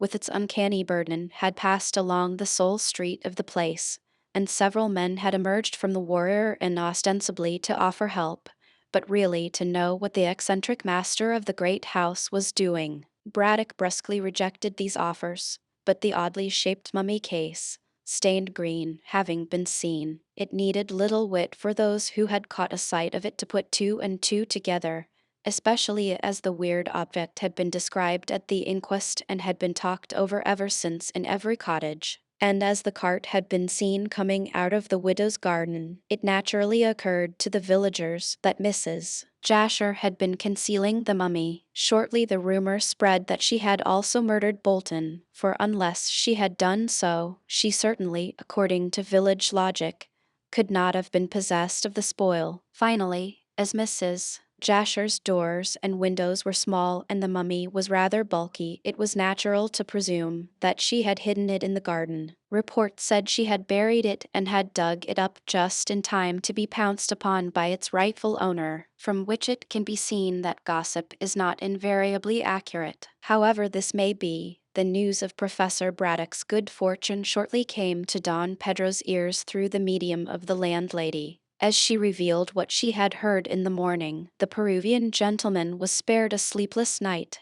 but as soon as he learned the truth, which was surprising enough in its unexpectedness, he hastily finished his breakfast and hurried to the pyramids. As yet he had not intended to see Braddock so promptly, or at least not until he had made further inquiries at Pierside, but the news that Braddock possessed the royal ancestor of the de Gangoses brought him immediately into the museum. He greeted the professor in his usual grave and dignified manner, and no one would have guessed from his inherent calmness that the unexpected news of Braddock's arrival, and the still more unexpected information about the green mummy, had surprised him beyond measure. Being somewhat superstitious, it also occurred to Don Pedro that the coincidence meant good fortune to him in the recovery of his long-lost ancestor. Braddock, already knowing a great deal about Don Pedro from Lucy and Archie Hope, was only too pleased to see the Peruvian, hoping to find in him a kindred spirit. As yet the professor was not aware of the contents of the ancient Latin manuscript,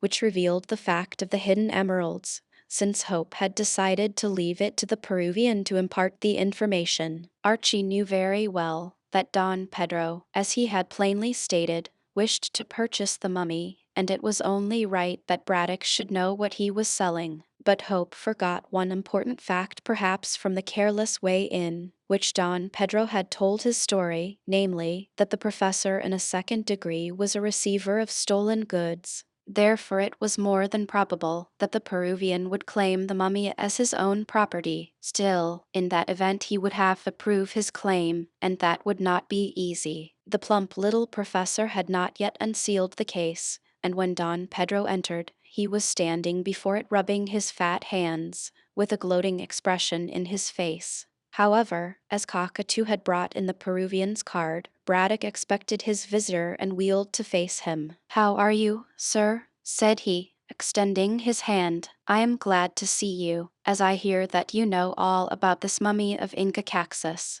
"Well, I do," answered de Gangos, sitting down in the chair which his host pushed forward.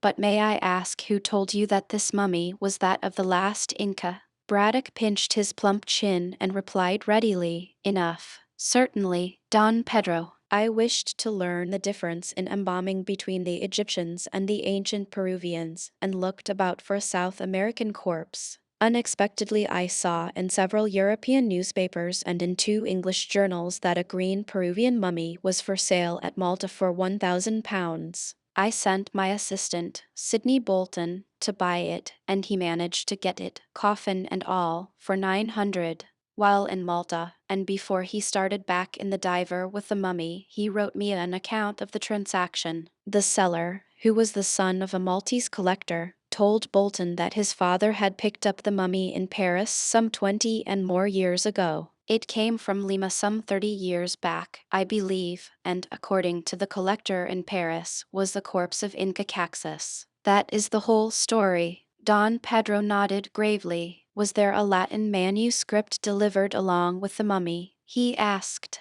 Braddock's eyes opened widely. No, sir. The mummy came 30 years ago from Lima to Paris. It passed 20 years back into the possession of the Maltese collector, and his son sold it to me a few months ago. I never heard of any manuscript. Then Mr. Hope did not repeat to you what I told him the other night. The professor sat down and his mouth grew obstinate. Mr. Hope related some story you told him and others about this mummy having been stolen from you, from my father, corrected the unsmiling Peruvian, keeping a careful eye on his host. That is really the case. Inca Caxus is or was my ancestor, and this manuscript, Don Pedro produced the same from his inner pocket, details the funeral ceremonies. Very interesting, most interesting, fussed Braddock, stretching out his hand. May I see it? You read Latin, observed Don Pedro, surrendering the manuscript.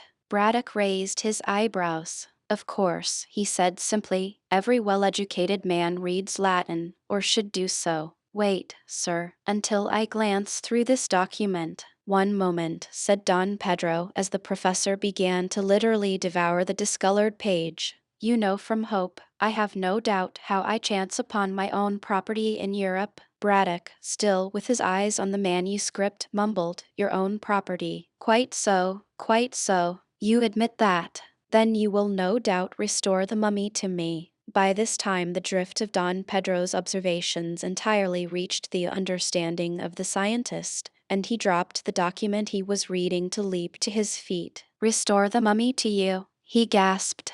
"Why, it is mine." "Pardon me," said the Peruvian, still gravely but very decisively. "You admitted that it belonged to me." Braddock's face deepened to a fine purple. "I didn't know what I was saying," he protested.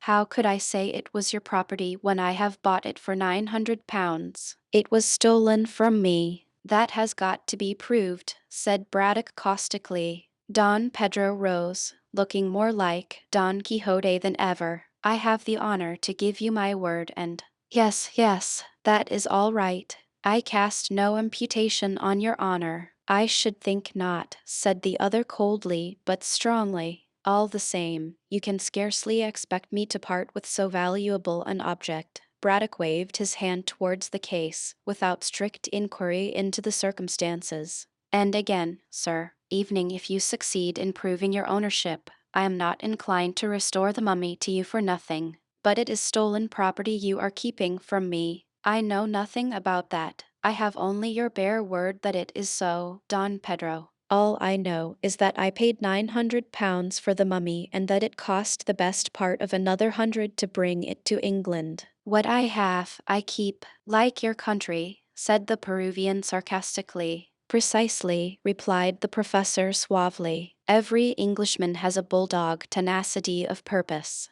Bragg is a good dog, Don Pedro, but Holdfast is a better one." "Then I understand," said the Peruvian, stretching out his hand to pick up the fallen manuscript, "that you will keep the mummy." "Certainly," said Braddock coolly, "since I have paid for it. Also, I shall keep the jewels which the manuscript tells me, from the glance I obtained of it, were buried with it." "The sole jewels buried are 2 large emeralds which the mummy holds in its hands," explained Don Pedro, restoring the manuscript to his pocket, "and I wish for them so that I may get money to restore the fortunes of my family." "No, no, no," said Braddock forcibly. "I have bought the mummy and the jewels with it. They will sell to supply me with money to fit out my expedition to the tomb of Queen Tahoser." "I shall dispute your claim," cried de Gallegos, losing his calmness. Braddock waved his hand with supreme content. "I can give you the address of my lawyers," he retorted.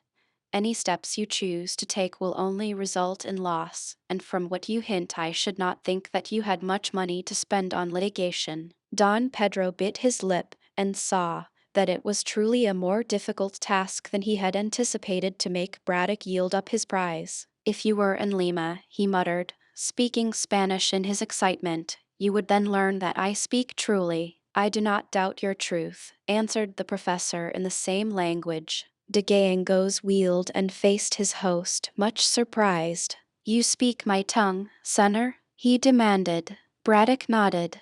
"I have been in Spain, and I have been in Peru," he answered dryly, "therefore I know classical Spanish and its colonial dialects. As to being in Lima, I was there, and I do not wish to go there again, as I had quite enough of those uncivilized parts 30 years ago, when the country was much disturbed after your civil war." "You were in Lima 30 years ago?" echoed Don Pedro. "Then you were there when Vasa stole this mummy." "I don't know who stole it, or even if it was stolen," said the professor obstinately, "and I don't know the name of Vasa." "Ah, now I remember. Young Hope did say something about the Swedish sailor who you said stole the mummy." "Vasa did, and brought it to Europe to sell, probably to that man in Paris, who afterwards sold it to your Maltese collector." "No doubt," rejoined Braddock calmly. "But what has all this to do with me, Don Pedro?" "I want my mummy," raged the other, and looked dangerous. "Then you won't get it," retorted Braddock, adopting a pugnacious attitude and quite composed. "This mummy has caused one death, Don Pedro, and from your looks I should think you would like it to cause another. Will you not be honest? I'll knock your head off if you bring my honesty into question," cried the professor, standing on tiptoe like a bantam. "The best thing to do will be to take the matter into court. Then the law can decide, and I have little doubt but what it will decide in my favor." The Englishman and the Peruvian glared at one another, and Cockatoo, who was crouching on the floor, glanced from one angry face to another. He guessed that the white men were quarreling and perhaps would come to blows. It was at this moment that a knock came to the door, and a minute later Archie entered. Braddock glanced at him and took a sudden resolution as he stepped forward. "Hope, you are just in time," he declared. "Don Pedro states that the mummy belongs to him, and I assert that I have bought it. We shall make you umpire. He wants it, I want it. What is to be done?" "The mummy is my own flesh and blood, Mr. Hope," said Don Pedro. "Precious little of either about it," said Braddock contemptuously. Archie twisted a chair round and straddled his long legs across it, with his arms resting on its back. His quick brain had rapidly comprehended the situation, and, being acquainted with both sides of the question, it was not difficult to come to a decision. If it was hard that Don Pedro should lose his ancestor's mummy, it was equally hard that Braddock, or rather himself, should lose the purchase money, seeing that it had been paid in good faith to the seller in Malta for a presumably righteously acquired object. On these premises the young Solon proceeded to deliver judgment. "I understand," said he judiciously, "that Don Pedro had the mummy stolen from him 30 years ago, and that you, Professor, bought it under the impression that the Maltese owner had a right to possess it." "Yes," snapped Braddock, "and I dare say the Maltese owner thought so too, since he bought it from that collector in Paris." Hope nodded. "And if Vasa sold it to the man in Paris," said he calmly, "he certainly would not tell the purchaser that he had looted the mummy in Lima, and the poor man would not know that he was receiving stolen goods. Is that right, Don Pedro?" "Yes, sir," said the Peruvian, who had recovered his temper and his gravity, "but I declare solemnly that the mummy was stolen from my father and should belong to me." "No one disputes that," said Archie cheerfully, "but it ought to belong to the professor also, since he has bought it. Now, as it can't possibly belong to two people, we must split the difference. You, Professor, must sell back the mummy to Don Pedro for the price you paid for it, and then, Don Pedro, you must recompense Professor Braddock for his loss." "I have not much money," said Don Pedro gravely. "Still, I am willing to do as you say." "I don't know that I am," protested Braddock noisily. "There are the 2 emeralds which are of immense value, as Don Pedro says, and they belong to me, since the mummy is my property." "Professor," said Archie solemnly, "you must do right, even if you lose by it. I believe the story of Senor de Gallegos, and the mummy with its jewels belongs to him. Besides, you only wish to see the way in which the Inca race embalmed their dead. Well, then, unpack the mummy here in the presence of Don Pedro. When you have satisfied your curiosity, and when Senor de Gallegos signs a check for £1,000, he can take away the corpse. You have had so much trouble over it, that I wonder you are not anxious to see the last of it. But the emeralds would sell for much money and would defray the expenses of my expedition into Egypt to search for that queen's tomb. I understood from Lucy that Mrs. Jasher intended to finance that expedition when she became your wife." "Humph," muttered Braddock, stroking his fat chin. "I said a few foolish things to her last night when I was heated up. She may not forgive me, Hope." "A woman will forgive anything to the man she loves," said Archie. Braddock was no fool, and could not help casting a glance at his tubby figure, which was reflected in a near mirror. It seemed incredible that Mrs. Jasher could love him for his looks, and the fact that he may some day be a baronet did not strike him at the moment as a consideration. However, he foresaw trouble and expense should Don Pedro go to law, as he seemed determined to do. Taking all things into consideration, Braddock thought that Archie's judgment was a good one and yielded.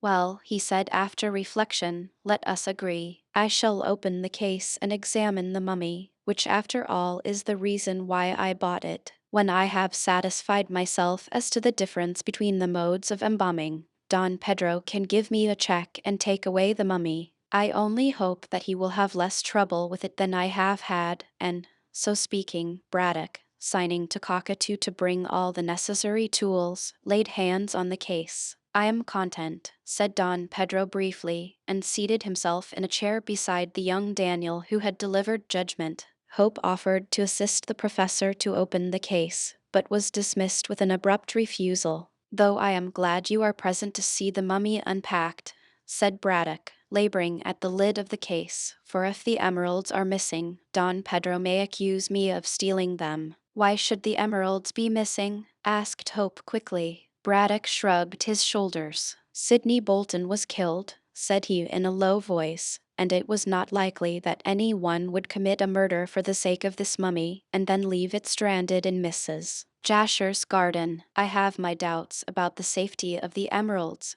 else I would not have consented to sell the thing back again. With this honest speech, the professor vigorously attacked the lid of the case and inserted a steel instrument into the cracks to prise up the covering. The lid was closed with wooden pegs in an antique but perfectly safe manner, and apparently had not been opened since the dead Inca had been laid to rest in that hundreds of years ago among the Andean mountains. Don Pedro winced at this desecration of the dead, but, as he had given his consent, there was nothing left to do but to grin and bear it. In a wonderfully short space of time, considering the neatness of the workmanship and the holding power of the wooden pegs, the lid was removed. Then the four onlookers saw that the mummy had been tampered with. Swathed in green-stained llama wool, it lay rigid in its case. Chapter 15. An Accusation. Both Don Pedro and Professor Braddock were amazed and angry at the disappearance of the jewels, but Hope did not express much surprise. Considering the facts of the murder, it was just what he expected, although it must be confessed that he was wise after the event. I refer you to your own words immediately before the case was opened, Professor, he remarked, after the first surprise had subsided. Words, snapped Braddock, who was anything but pleased. What words of mine do you mean, Hope? You said that it was not likely that any one would commit a murder for the sake of the mummy only, and then leave it stranded in Mrs. Jasher's garden. Also, you declared that you had your doubts about the safety of the emeralds, else you would not have consented to sell the mummy again to its rightful owner. The professor nodded. Quite so, and what I say I hold to, he retorted, especially as I have proved myself a true prophet. You can both see for yourselves, he waved his hand towards the rifled case, that poor Sidney must have been killed for the sake of the emeralds. The question is who killed him? The person who knew about the jewels, said Don Pedro promptly. Of course, but who did know? I was ignorant until you told me about the manuscript. And you, Hope? He searched Archie's face. Do you intend to accuse me? Questioned the young man with a slight laugh. I assure you, Professor, that I was ignorant of what had been buried with the corpse until Don Pedro related his story the other night to myself and Random, and the ladies. Braddock turned impatiently to de Gallegos, as he did not approve of Archie's apparent flippancy. Does anyone else know of the contents of this manuscript? He demanded irritably. Don Pedro nursed his chin and looked musingly on the ground. It is just possible that Vasa may. Vasa. Oh yes, the sailor who stole the mummy 30 years ago from your father in Lima. Pooh. You tell me that this manuscript is written in Latin, and evidently in monkish Latin at that, which is of the worst. Your sailor could not read it, and would not know the value of the manuscript. If he had, he would have carried it off. Senor, said the Peruvian politely, I have an idea that my father made a translation of this manuscript, or at all events a copy. But I understood, put in Hope, still astride of his chair, that you did not find the original manuscript until your father died. That is quite true, sir, assented the other readily, but I did not tell you everything the other night. My father it was who found the manuscript at Cuzco, and although I cannot state authoritatively, yet I believe I am correct in saying that he had a copy made. But whether the copy was merely a transcript or actually a translation, I cannot tell. I think it was the former, as if Vasa, reading a translation, had learned of the jewels, he undoubtedly would have stolen them before selling this mummy to the Parisian collector. Perhaps he did, said Braddock, pointing to the rifled corpse. You see that the emeralds are missing. Your assistant's assassin stole them, insisted Don Pedro coldly. We cannot be sure of that, retorted the professor, although I admit that no man would jeopardize his neck for the sake of a corpse. Archie looked surprised. But an enthusiast such as you are, Professor, may risk so much. For once in his life, Braddock made a good-humored reply. No, sir, not even for this mummy would I place myself in the power of the law, and I do not think that any other scientist would either. We savants may not be worldly, but we are not fools. However, the fact remains that the jewels are gone, and whether they were stolen by Vasa 30 years ago or by poor Sidney's assassin the other day, I don't know, and, what is more, I don't care. I shall examine the mummy further, and in a couple of days Don Pedro can bring me a check for 1,000 and remove his ancestor. No, no, cried the Peruvian hurriedly. Since the emeralds are missing, I am not in a position to pay you 1,000 English pounds, sir. I want to take back the body of Inca Caxus to Lima, as one must show respect to one's ancestors. But the fact is, I cannot pay the money. You said that you could, shouted the exasperated professor in his bullying way. I admit it, Senor, but I had hoped to do so when I sold the emeralds, which, as you can see, are not available. Therefore the body of my royal ancestor must remain here until I can procure the money. And it may be that Sir Frank Random will help me in this matter. He wouldn't help me, snapped Braddock, so why should he help you? Don Pedro, looking more dignified than ever, drew himself up to his tall height. Sir Frank, he said, in a stately way, has done me the honor of seeking to be my son-in-law. As my daughter loves him, I am willing to permit the marriage, but now that I have learned the emeralds are lost, I shall not consent until Sir Frank buys the mummy from you, Professor. It is only right that my daughter's hand should redeem her regal forefather from purely scientific surroundings, and that she should take the mummy back to be buried in Lima. At the same time, sir, I must say that I am the rightful owner of the dead and that you should surrender the mummy to me free of charge. What, and lose 1,000 pounds? Cried Braddock furiously. No, sir, I shall do nothing of the sort. You only wanted the mummy for the sake of the jewels, and now that they are lost, you do not care what becomes of your confounded ancestor, and you, the professor would have gone on still more furiously, but that hope, seeing Don Pedro was growing angry at the insult, chimed in. Let me throw oil on the troubled waters, he said, smoothly. Don Pedro is not able to redeem the mummy until the emeralds are found. As such is the case, we must find the emeralds and enable him to do what is necessary. And how are we to find the jewels? Asked Braddock crossly. By finding the assassin. How is that to be done? Asked de Gangos gloomily. I have been doing my best at Pierside, but I cannot find a single clue. Bassa is not to be found. Bassa, exclaimed Archie and the professor, both profoundly astonished. Don Pedro raised his eyebrows. Certainly, Bassa, if anyone, must have killed your assistant, since he alone could have known that the jewels were buried with Inca Caxus. But, my dear sir, argued Hope good-naturedly, if Fossa stole the manuscript, whether translated or not, he certainly must have learned the truth long, long ago, since 30 years have elapsed. In that event he must have stolen the jewels, as Professor Braddock remarked lately, before he sold the mummy to the Parisian collector. That may be so, said Don Pedro obstinately, while the professor muttered his approval, but we cannot be certain on that point. No one, I agree with the professor in this, would have risked his neck to steal a mere mummy. Therefore the motive for the committal of the crime must have been the emeralds. Only Vossa knew of their existence outside myself and my dead father. He, therefore, must be the assassin. I shall hunt for him, and, when I find him, I shall have him arrested. But you can't possibly recognize the man after 30 years, argued Braddock disbelievingly. I have a royal memory for faces, said Don Pedro imperturbably, and in the past I saw much of Vasa. He was then a young sailor of 20. Humph, muttered Braddock. He is now 50 and must have changed in 30 years. You'll never recognize him. Oh, I think so, said the Peruvian smoothly. His eyes were peculiarly blue and full of light. Also, he had a scar on the right temple from a blow which he received in a street riot in which I also was concerned. Finally, gentlemen, Vasa loved a peon girl on my father's estate, and she induced him to have the sun encircled by a serpent, a Peruvian symbol, tattooed on his left wrist. With all these marks, and with my memory for faces, which never yet has failed me, I have no doubt but what I shall recognize the man. And then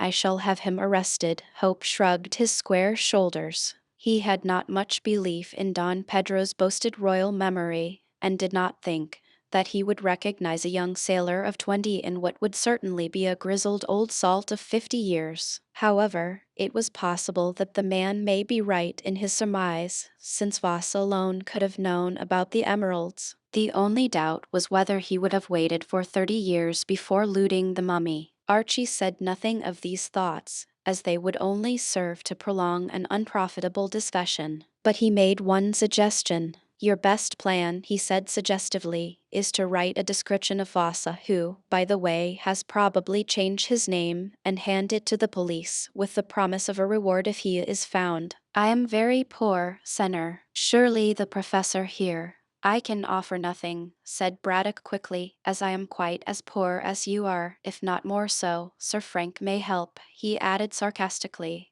I shall not ask, said Don Pedro loftily. If Sir Frank chooses to become my son-in-law by purchasing back my royal ancestor, to which you have no right, I am willing that it should be so. But, poor as I am, I shall offer a reward myself, since the honor of the de Gangoses is involved in this matter. What reward do you suggest, Mr. Hope? 500 pounds, said the professor quickly. Too much, said Hope sharply, far too much. Make the reward 100 pounds, Don Pedro. That is enough to tempt many a man. The Peruvian bowed and noted down the amount. I shall go at once to Pierside and see Inspector Date, who had to do with the inquest, he remarked. Meanwhile, Professor, please do not desecrate my royal ancestor's body more than you can help. I shall certainly not search for any more emeralds, retorted Braddock dryly. Now, clear out, both of you, and leave me to examine the mummy. Cockatoo, show these gentlemen out, and let no one else in.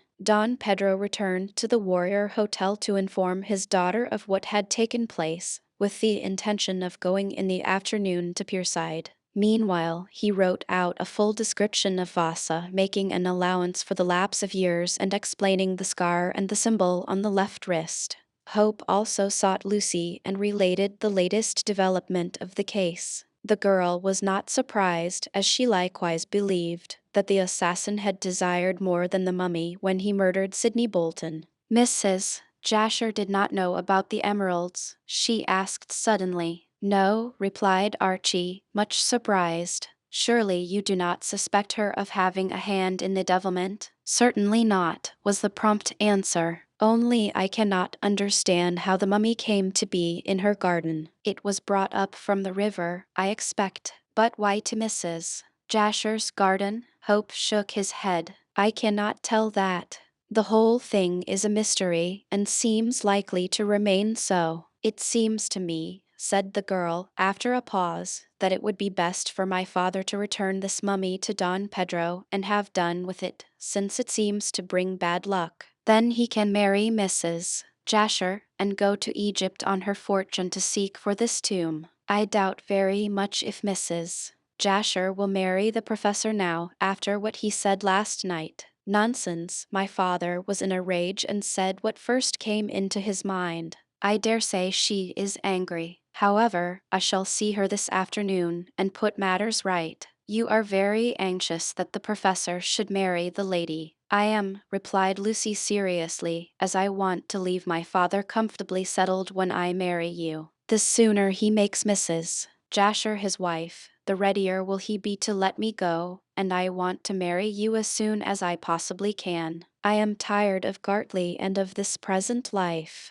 Of course to this speech Archie could make only one answer, and as that took the form of kissing, It was entirely satisfactory to Miss Kendall. Then they discussed the future, and also the proposed engagement of Sir Frank Random to the Peruvian lady, but both left the subject of the mummy alone, as they were quite weary of the matter, and neither could suggest a solution of the mystery. Meanwhile, Professor Braddock had passed a very pleasant hour in examining the swathings of the mummy, but his pleasure was destined to be cut short sooner than he desired, as Captain Hiram Hervey unexpectedly arrived, although Cockatoo, as he had been instructed, did his best to keep him out.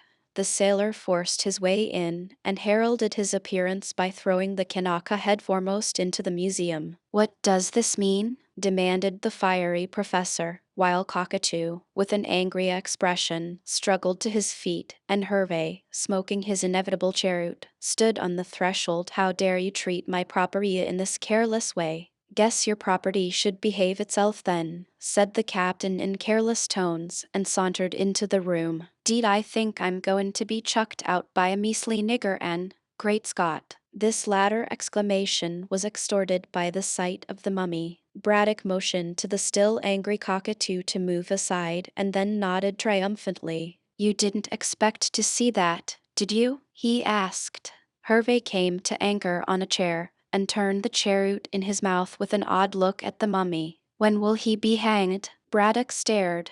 "When will who be hanged?" "The man as stole that thing. We haven't found him yet," Braddock informed him swiftly. "Then how in creation did you annex the corpse?" The professor sat down and explained. The lean, long mariner listened quietly, only nodding at intervals. He did not seem to be surprised when he heard that the corpse of the head Inca had been found in Mrs. Jasher's garden, especially when Braddock explained the whereabouts of the property. "Well," he drawled, "that don't make my hair stand on end. I guess the garden was on his way and he used it for a cemetery." "What are you talking about?" demanded the perplexed scientist. "About the man who strangled your help and yanked away the corpse. But I don't know who he is." "Nobody knows. Go slow." "I do. You." Braddock started and flung himself across the room to seize Hervey by the lapels of his reefer coat. "You know. Tell me who he is, so that I can get the emeralds." "Emeralds?" Hervey removed Braddock's plump hands and stared greedily. "Don't you know?" "No, of course you don't.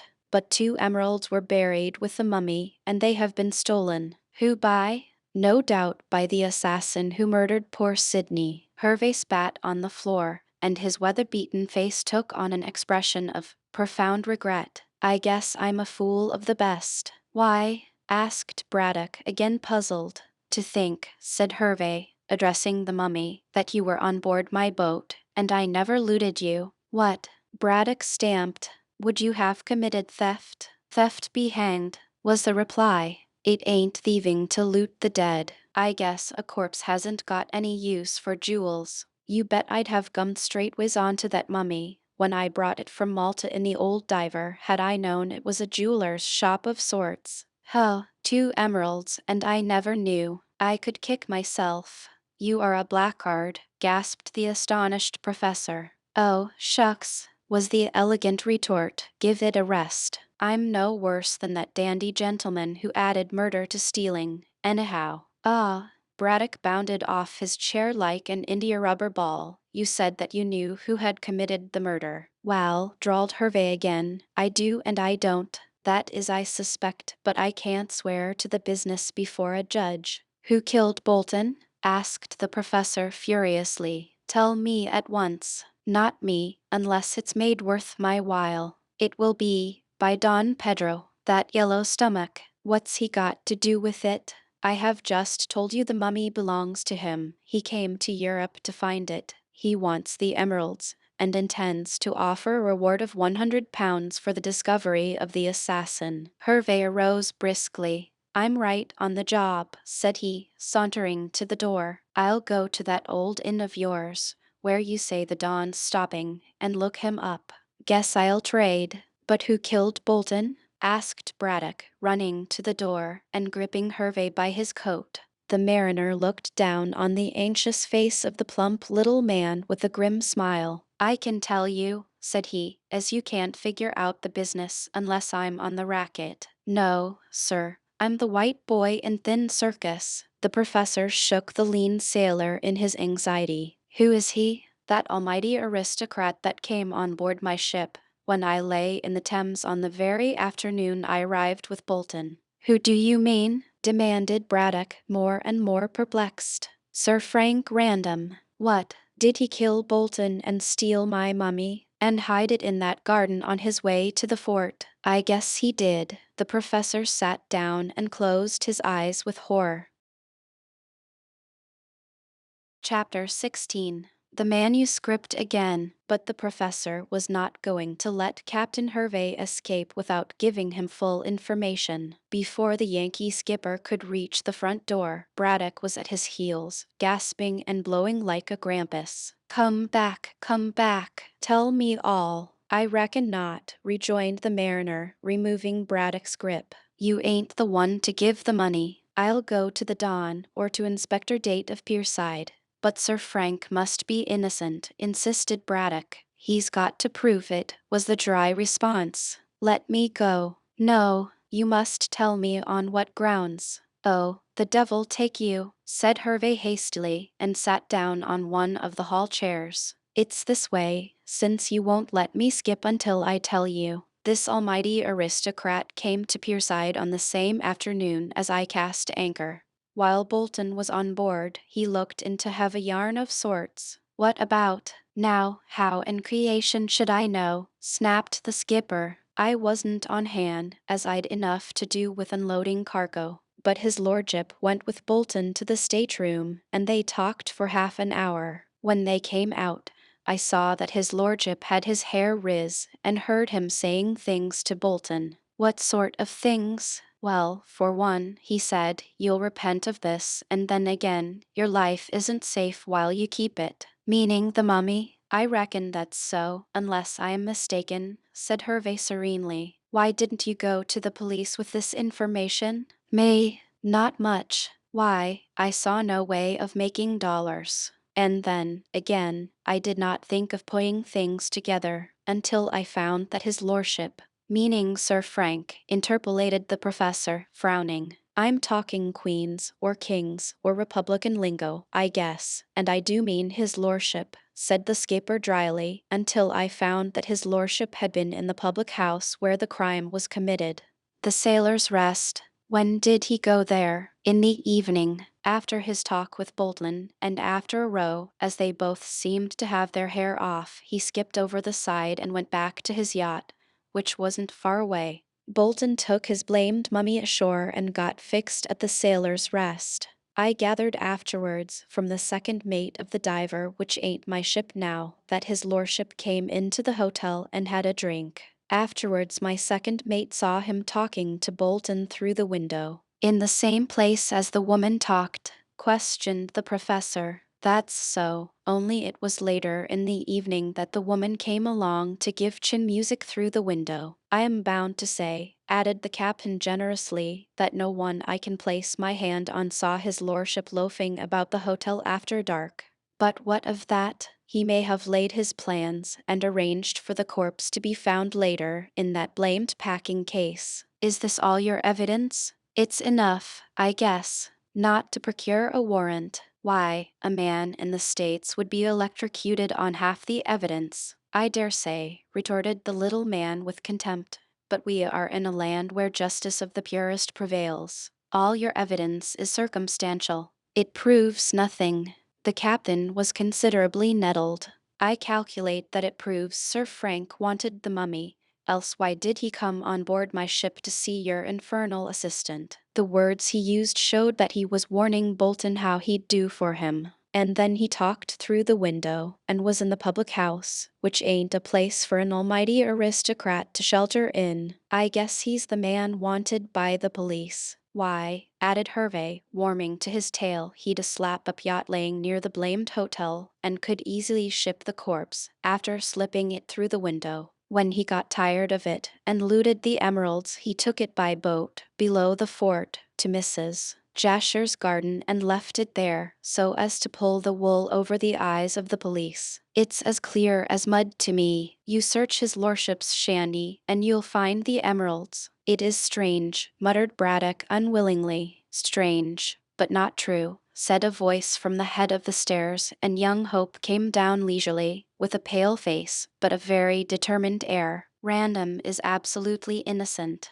How do you know? Demanded the skipper contemptuously. Because he is an English gentleman and my very good friend. Huh, I guess that defense won't save him from being lynched. Meanwhile, Braddock was looking irritably at Archie. You've been listening to a private conversation, sir. How dare you listen? If you hold private conversations at the top of your voices in the hall, you must be expected to be listened to, said Archie coolly. I plead guilty, and I am not sorry. When did you come? In time to hear all that Captain Hervey has explained. I was chatting with Lucy, and had just left her, when I heard your loud voices. Has Lucy heard anything? No, she is busy in her room, but I'll tell her. Hope turned to mount the stairs. She likes Random, and will no more believe him guilty than I do at this present moment. Stop, cried Braddock, flying forward to pull Hope back, as he placed his foot on the first stair. Tell Lucy nothing just now. We must go to the fort, you and I, to see Random. Hervey, you come also, and then you can accuse Sir Frank to his face.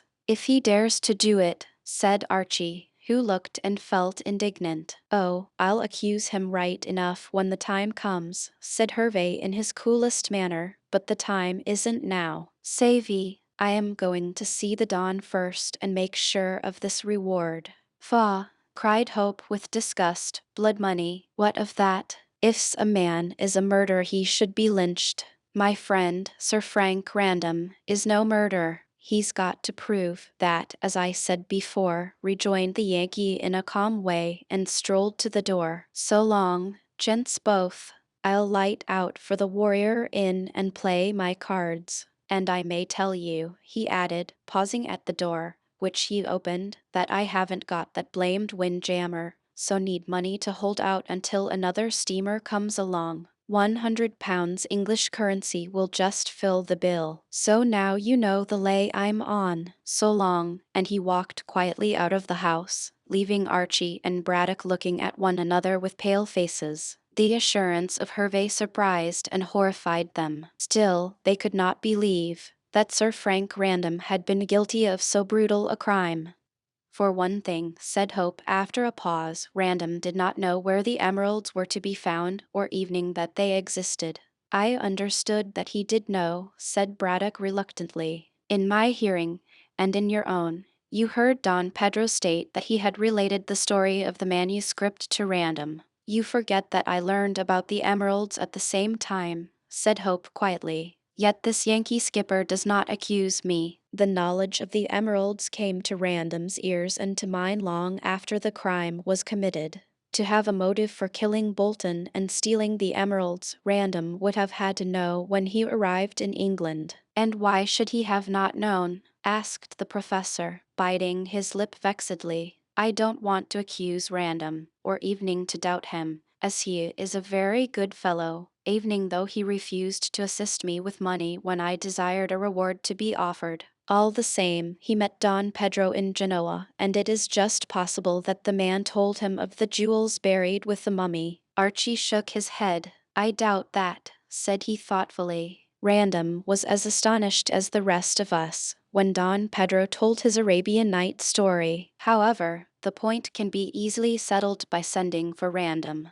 I dare say he is at the fort. I shall send Cockatoo for him at once, said the professor quickly, and walked into the museum to instruct the Kanaka. Archie remained where he was and seated himself on a chair, with folded arms and knitted brows. It was incredible that an English gentleman with a stainless name and such a well-known soldier should commit so terrible a crime, and the matter of Hervey's accusation was complicated by the fact, of which Hervey was ignorant, that Don Pedro was willing that Random should become his son-in-law. Hope wondered what the fiery, proud Peruvian would say when he heard his friend denounced. His reflections on this point were cut short by the return of the professor, who appeared at the door of the museum dismissing Cockatoo. When the Kanaka took his departure, Braddock beckoned to the young man. "There is no reason why we should talk in the hall, and let the whole house know of this new difficulty," he said in a testy manner. "Come in here." Hope entered, and looked with ill-concealed repugnance at the uncanny shape of the green mummy, which was lying on a long table. He examined the portions where the swathings had been cut with some sharp instrument, to reveal the dry, bony hands,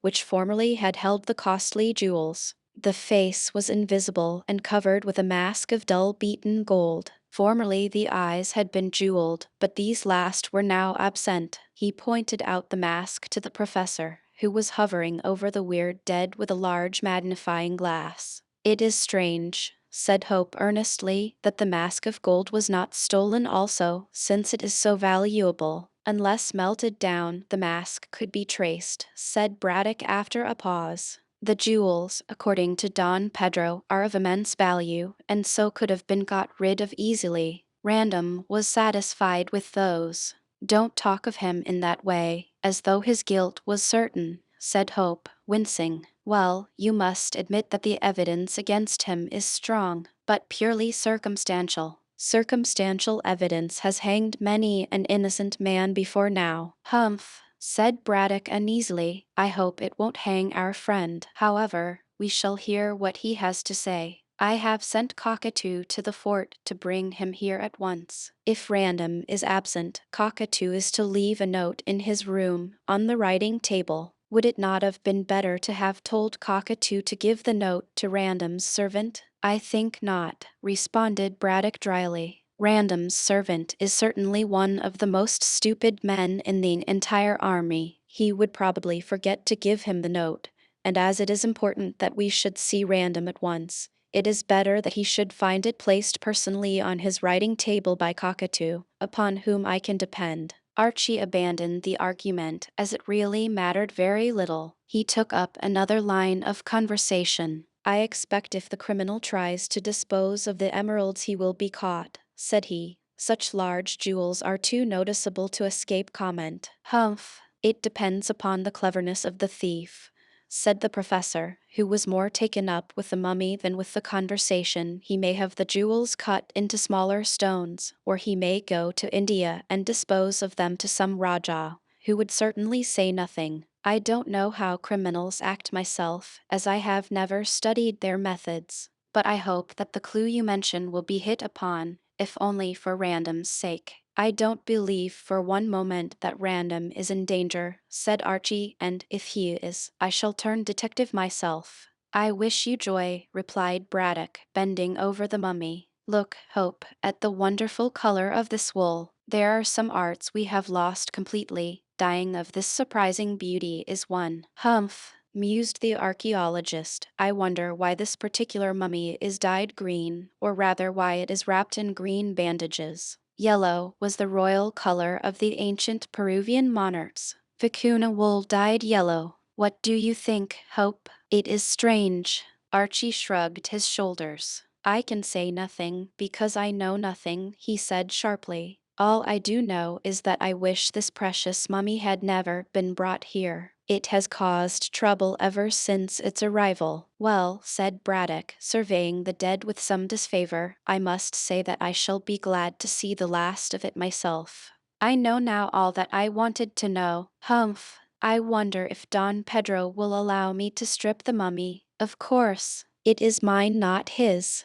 I shall unswat it entirely," and Braddock was about to lay sacrilegious hands on the dead, when Cockatoo entered breathlessly. He had been so quick that he must have run to the fort and back again. "I knock at door," said the Kanaka, delivering his message, "and I hear no voice. I go in and find no one, so I put the letter on the table. I come down and ask, and a soldier tells me, 'Sir, his master is coming back in half an hour.'" "You should have waited," said Braddock, waving Cockatoo aside. "Come along with me to the fort, Hope.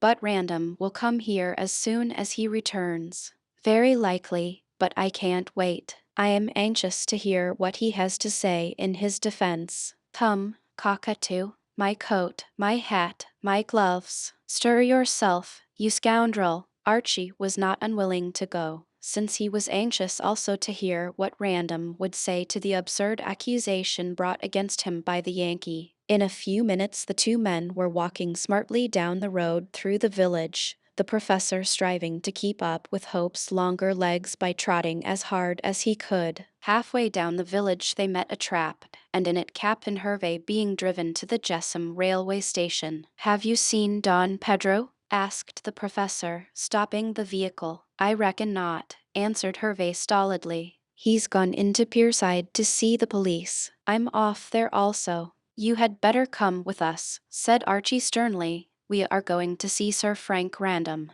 "Give him my respects," said the skipper cold-bloodedly, "and say that he's worth £100 to me." He waved his hand and the trap moved away, but he looked back with a wry smile. "Say I'll square the matter for double the money and command of his yacht." Braddock and Archie looked after the trap in disgust. "What a scoundrel the man is," said the professor pettishly. "He'd sell his father for what he could get." "It shows how much his word is to be depended upon." "I expect this accusation of Random is a put-up job." "I hope so, for Random's sake," said Braddock, trotting briskly along. In a short time they arrived at the fort, and were informed that Sir Frank had not yet returned, but was expected back every moment. In the meanwhile, as Braddock and Hope were both extremely well known, they were shown into Random's quarters, which were on the first floor. When the soldier's servant retired and the door was closed, Hope seated himself near the window, while Braddock trotted round, looking into things. "It's a dog kennel," said the professor. "I told Random that." "Perhaps we should have waited him in the mess," suggested Archie. No, we couldn't talk there, with a lot of silly young fools hanging about. I told Random that I would never enter the mess, so he invited me to come always to his quarters. He was in love with Lucy then," chuckled the professor, "and nothing was too good for me." "Not even the dog kennel," said Hope dryly, for the professor's chatter was so rude as to be quite annoying. "Pooh, pooh, pooh. Random doesn't mind a joke. You, Hope, have no sense of humor. Your name is Scotch also. I believe you are a Caledonian." "I am nothing of the sort. I was born on this side of the border." "You may have been born at the North Pole for all I care," said the little man politely. "I don't like artists. They are usually silly. I wish Lucy had married a man of science." "Now don't talk rubbish. I know what you are going to say." "Well," said Archie, humoring him, "what am I going to say?" This nonplussed the irritable savant. Hum, hum. "I don't know and don't care. Poof, how hot this room is. What a number of books of travel Random has." Braddock was now at the bookcase, which consisted of shelves swung by cords against the wall. "Random travels a great deal," Archie reminded him. Quite so. Wastes his money on that silly yacht. But he hasn't traveled in South America.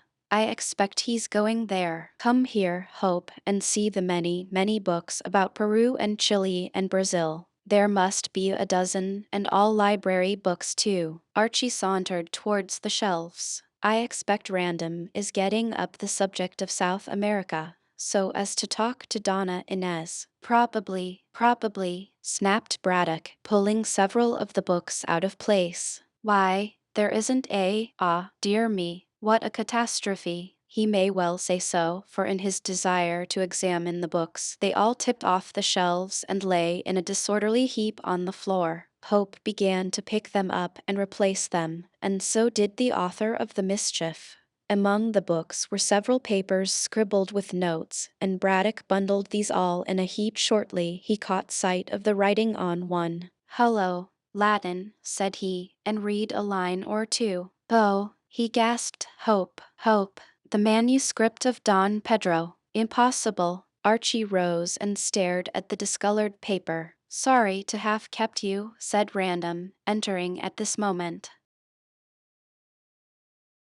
Chapter 17. Circumstantial Evidence. Random was so taken aback by the fierce accusation of the professor that he stood suddenly still at the door and did not advance into the room. Yet he did not look so much afraid as puzzled. Whatever Braddock may have thought, Hope, from the expression on the young soldier's face, was more than ever satisfied of his innocence. "What are you talking about, Professor?" asked Random, genuinely surprised. "You know well enough," retorted the professor. "Upon my word I don't," said the other, walking into the room and unbuckling his sword. "I find you here, with the contents of my bookcase on the floor, and you promptly accuse me of being guilty. Of what, I should like to know? Perhaps you can tell me, Hope."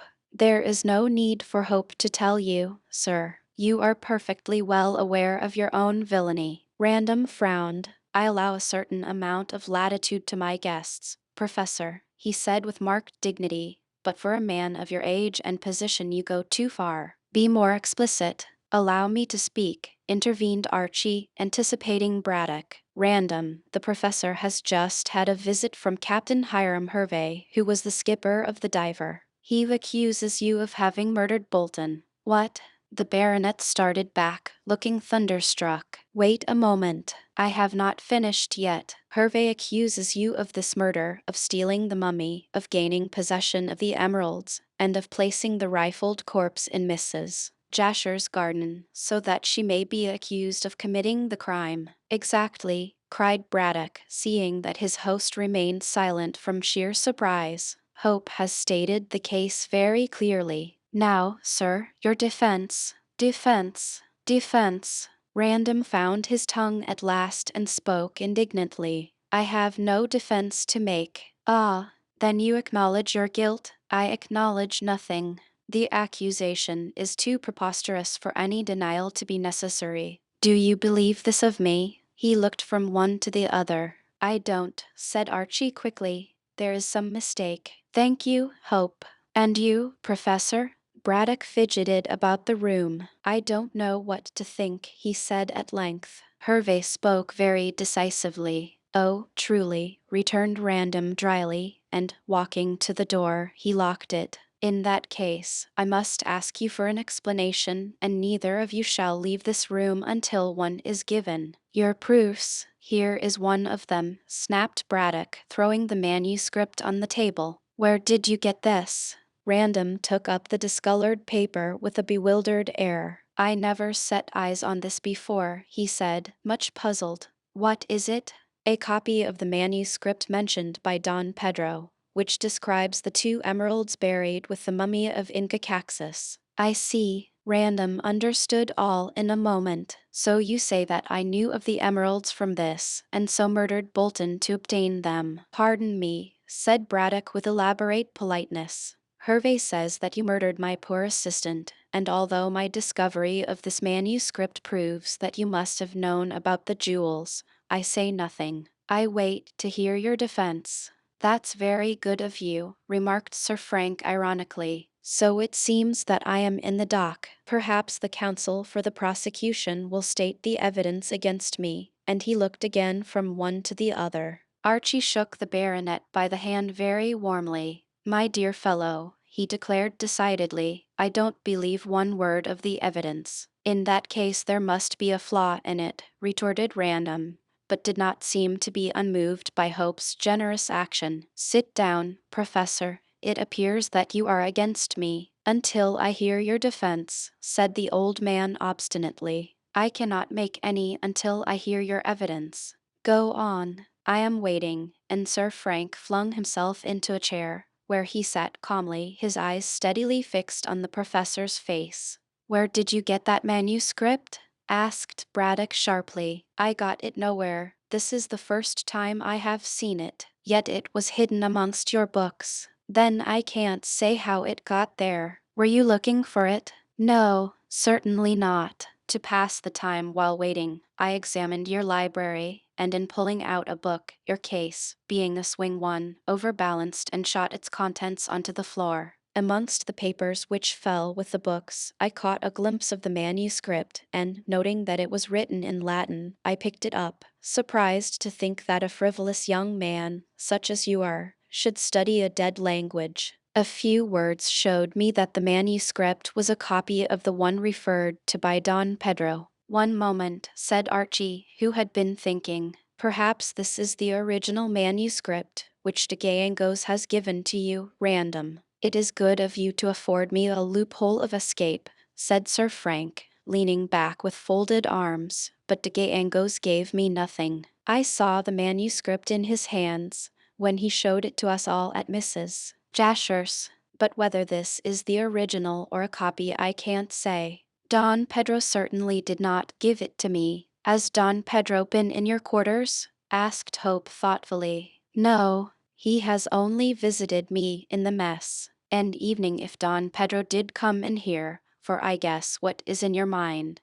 I really do not see why he should slip a manuscript which he values highly amongst my books." "Then you really never saw this before," said Braddock, indicating the paper on the table, and impressed by Random's earnestness. "How often do you want me to deny it?" retorted the young man impatiently. "Perhaps you will state on what grounds I am accused." Braddock nodded and cleared his throat. "Captain Hervey declared that your yacht arrived at Pierside almost at the same time as his steamer." "Quite right. When Don Pedro received a wire from Malta stating that the mummy had been sold to you, and that it was being shipped to London on the Diver, I got up steam at once, and chased the tramp to that port. As the tramp was slow, and my boat was fast, I arrived on the same day and almost at the same hour, evening though Hervey's boat had the start of mine." "Why were you anxious to follow the Diver?" asked Hope. "Don Pedro wished to get back the mummy, and asked me to follow.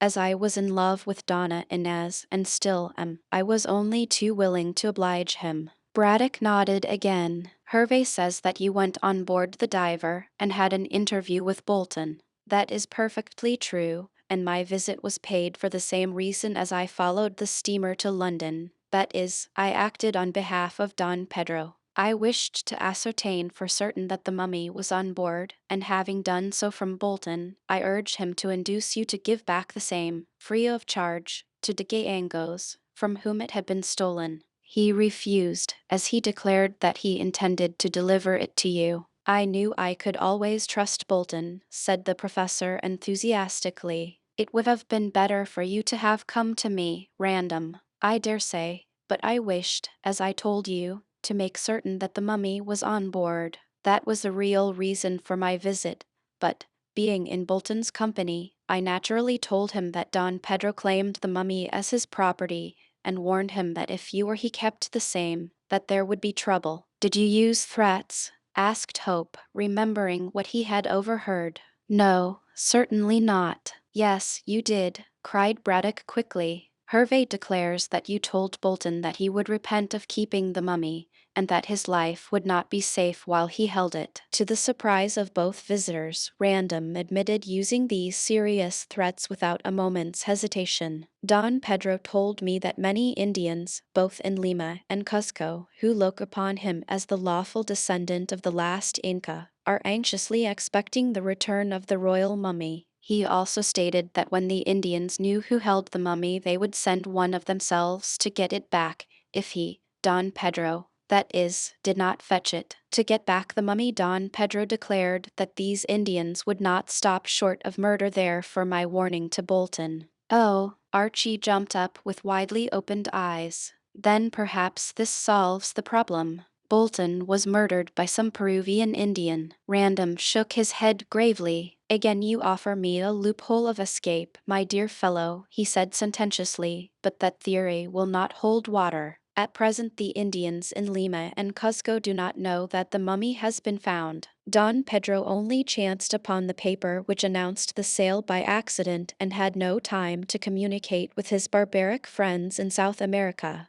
Failing to get the mummy from you, Professor, he would have returned to Peru and then would have told who possessed the corpse of Inca Caxus, leaving the Indians to deal with the matter. In that case my warning to Bolton would be necessary, but at the time I told him it was not necessary. However, Bolton remained true to you, Professor, and declined to surrender the mummy. I therefore wired to Don Pedro at Genoa that the mummy was on board the Diver and was being sent to Gartley. I also advised him to come to me here in order to be introduced to you. The rest you know." There was a moment's silence. Then Archie, to test if Random was willing to admit everything, as an innocent man certainly would, asked significantly, "Did you see Bolton again after your interview on board ship?" It was then that the baronet proved his good faith.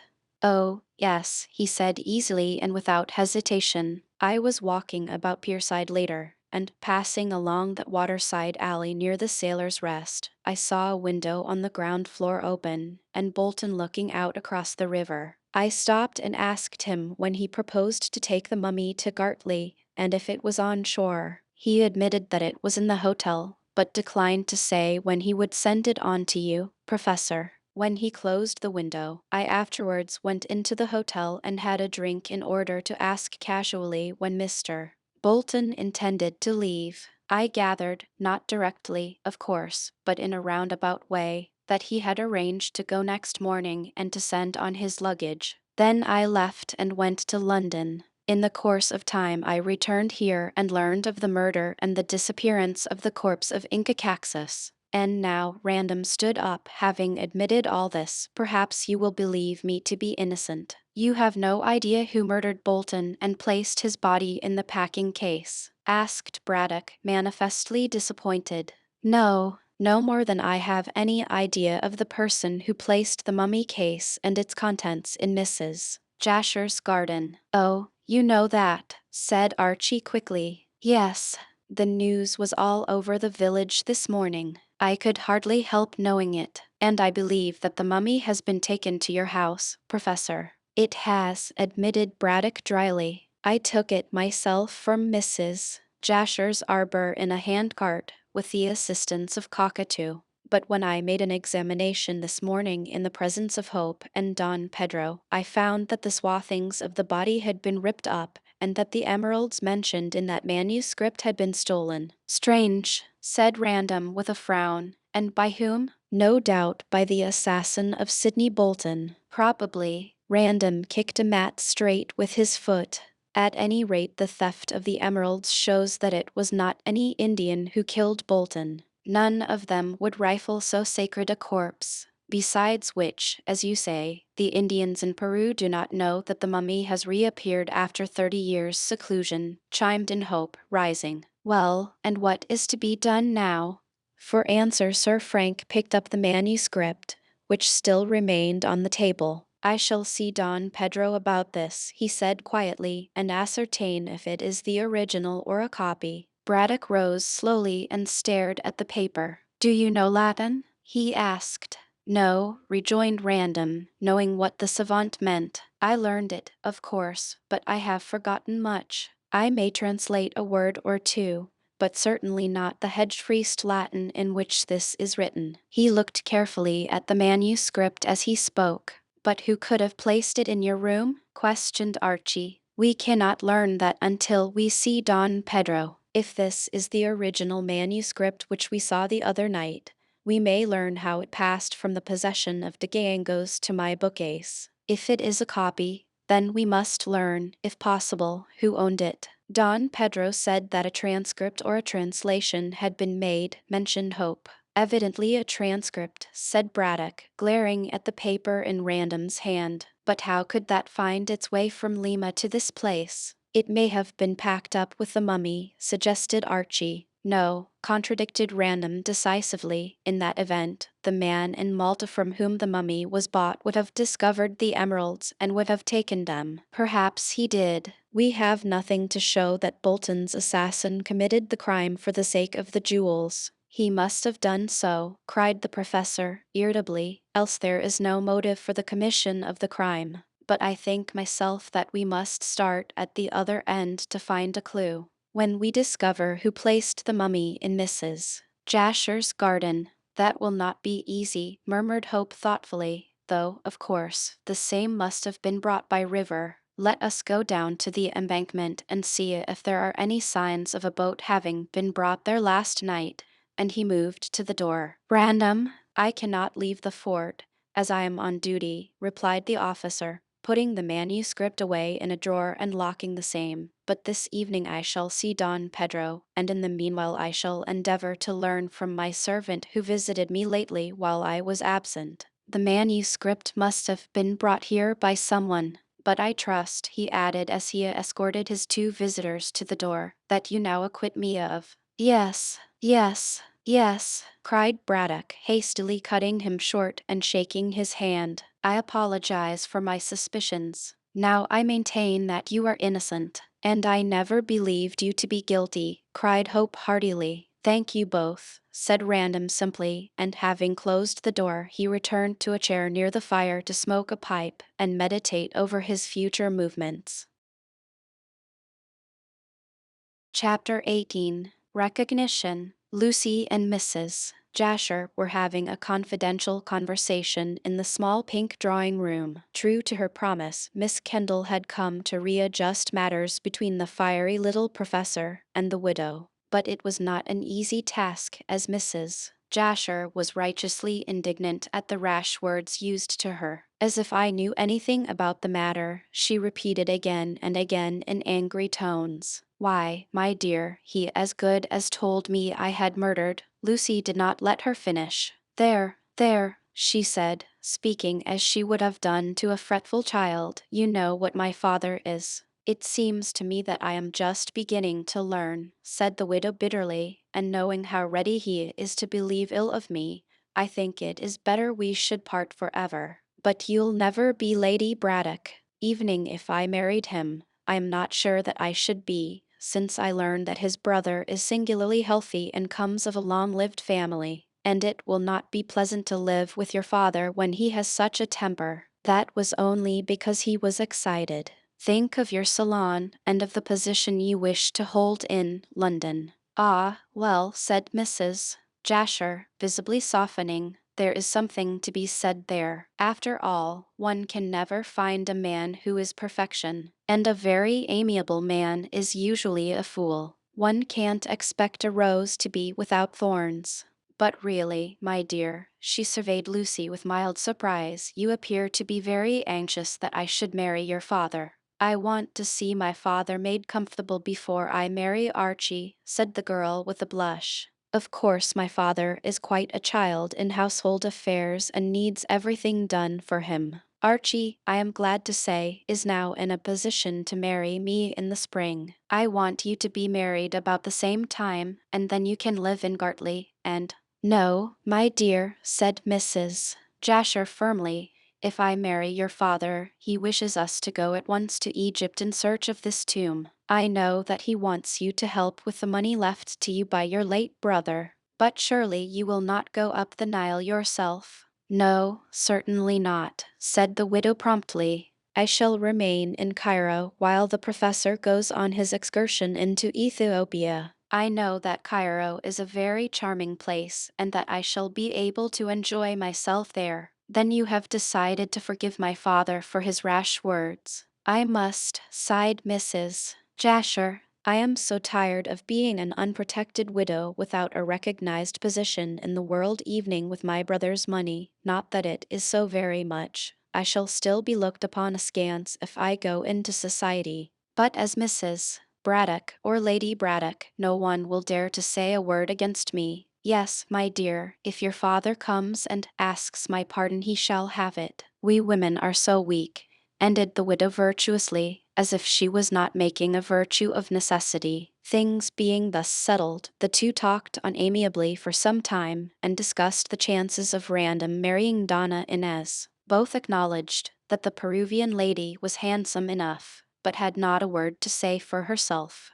While thus chattering, Professor Braddock trotted into the room, looking brisk and bright from his stroll in the cold frosty air. Gifted as he was with scientific assurance, the little man was not at all taken aback by the cold reception of Mrs. Jasher, but rubbed his hands cheerfully. "Ah, there you are, Selina," said he, looking like a bright-eyed robin. "I hope you are feeling well." "How can you expect me to feel well after what you said?" remarked Mrs. Jasher reproachfully, and anxious to make a virtue of forgiveness. "Oh, I beg pardon.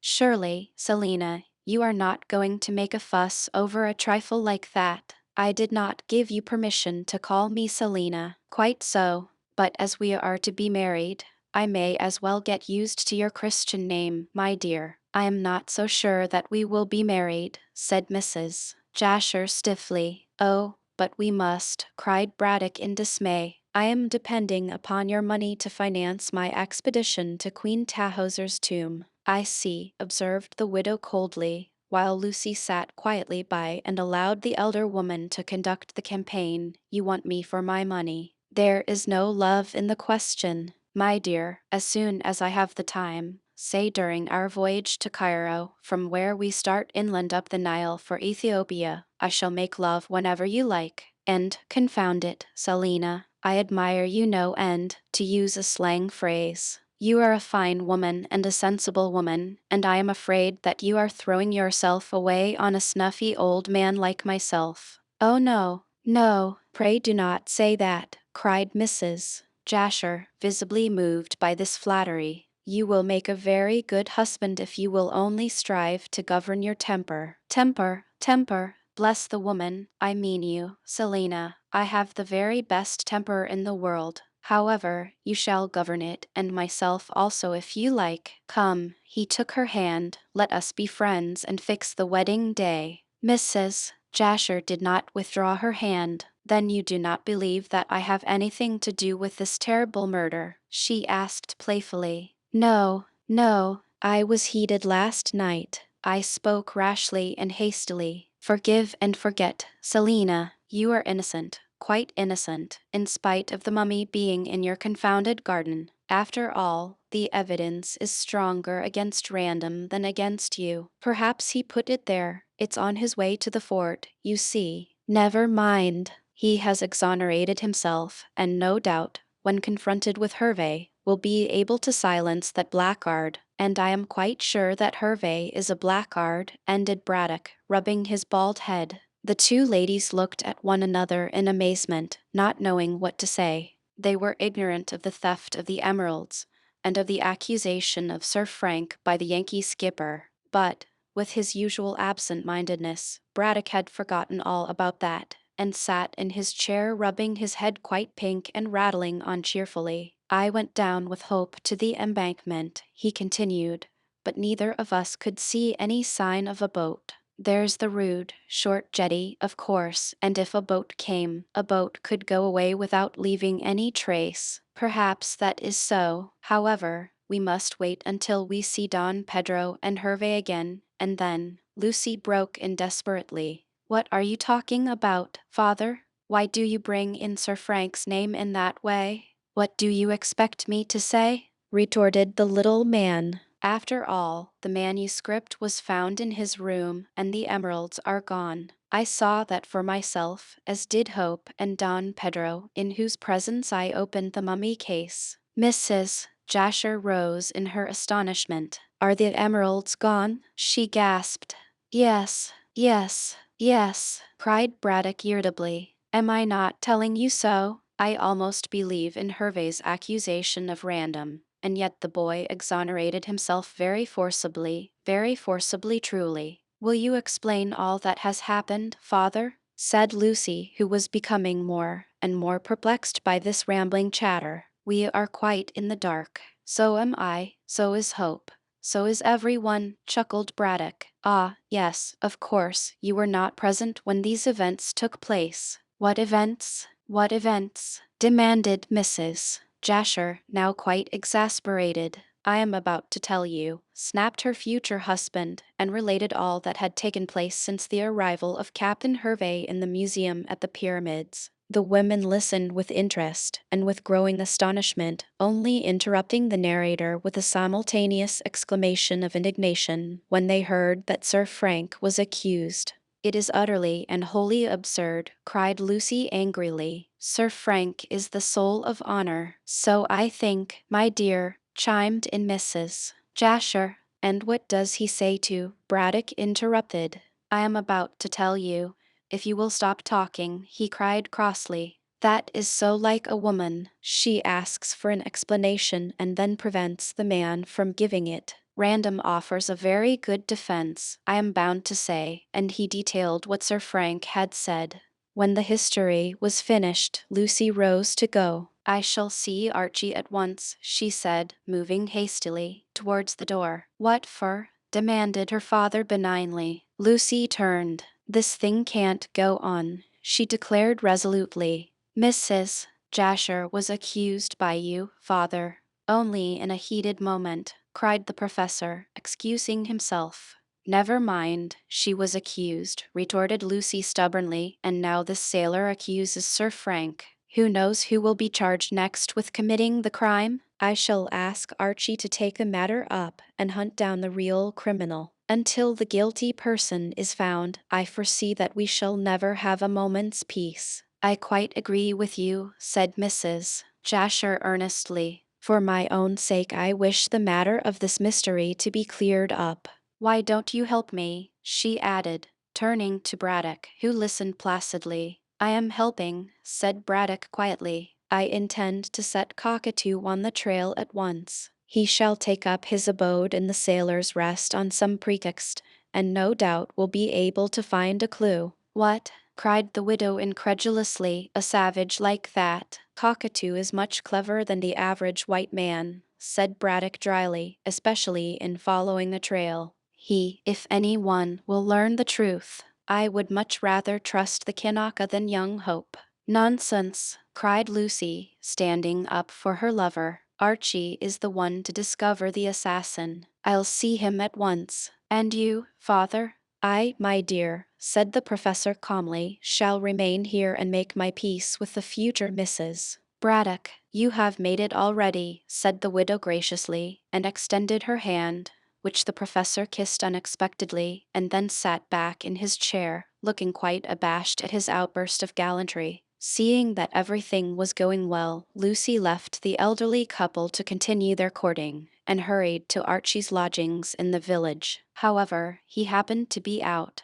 and his landlady did not know when he would return. Rather annoyed by this, since she greatly desired to unbosom herself, Miss Kendall walked disconsolately towards the pyramids. On the way she was stopped by Widow Anne, looking more dismal and funereal than ever, and garrulous with copious draughts of gin. Not that she was intoxicated, but her tongue was loose, and she wept freely for no apparent reason. According to herself, she had stopped Lucy to demand back from Mr. Hope through the girl certain articles of attire, which had been borrowed for artistic purposes. These, consisting of a shawl and a skirt and a bodice, were of extraordinary value, and Mrs.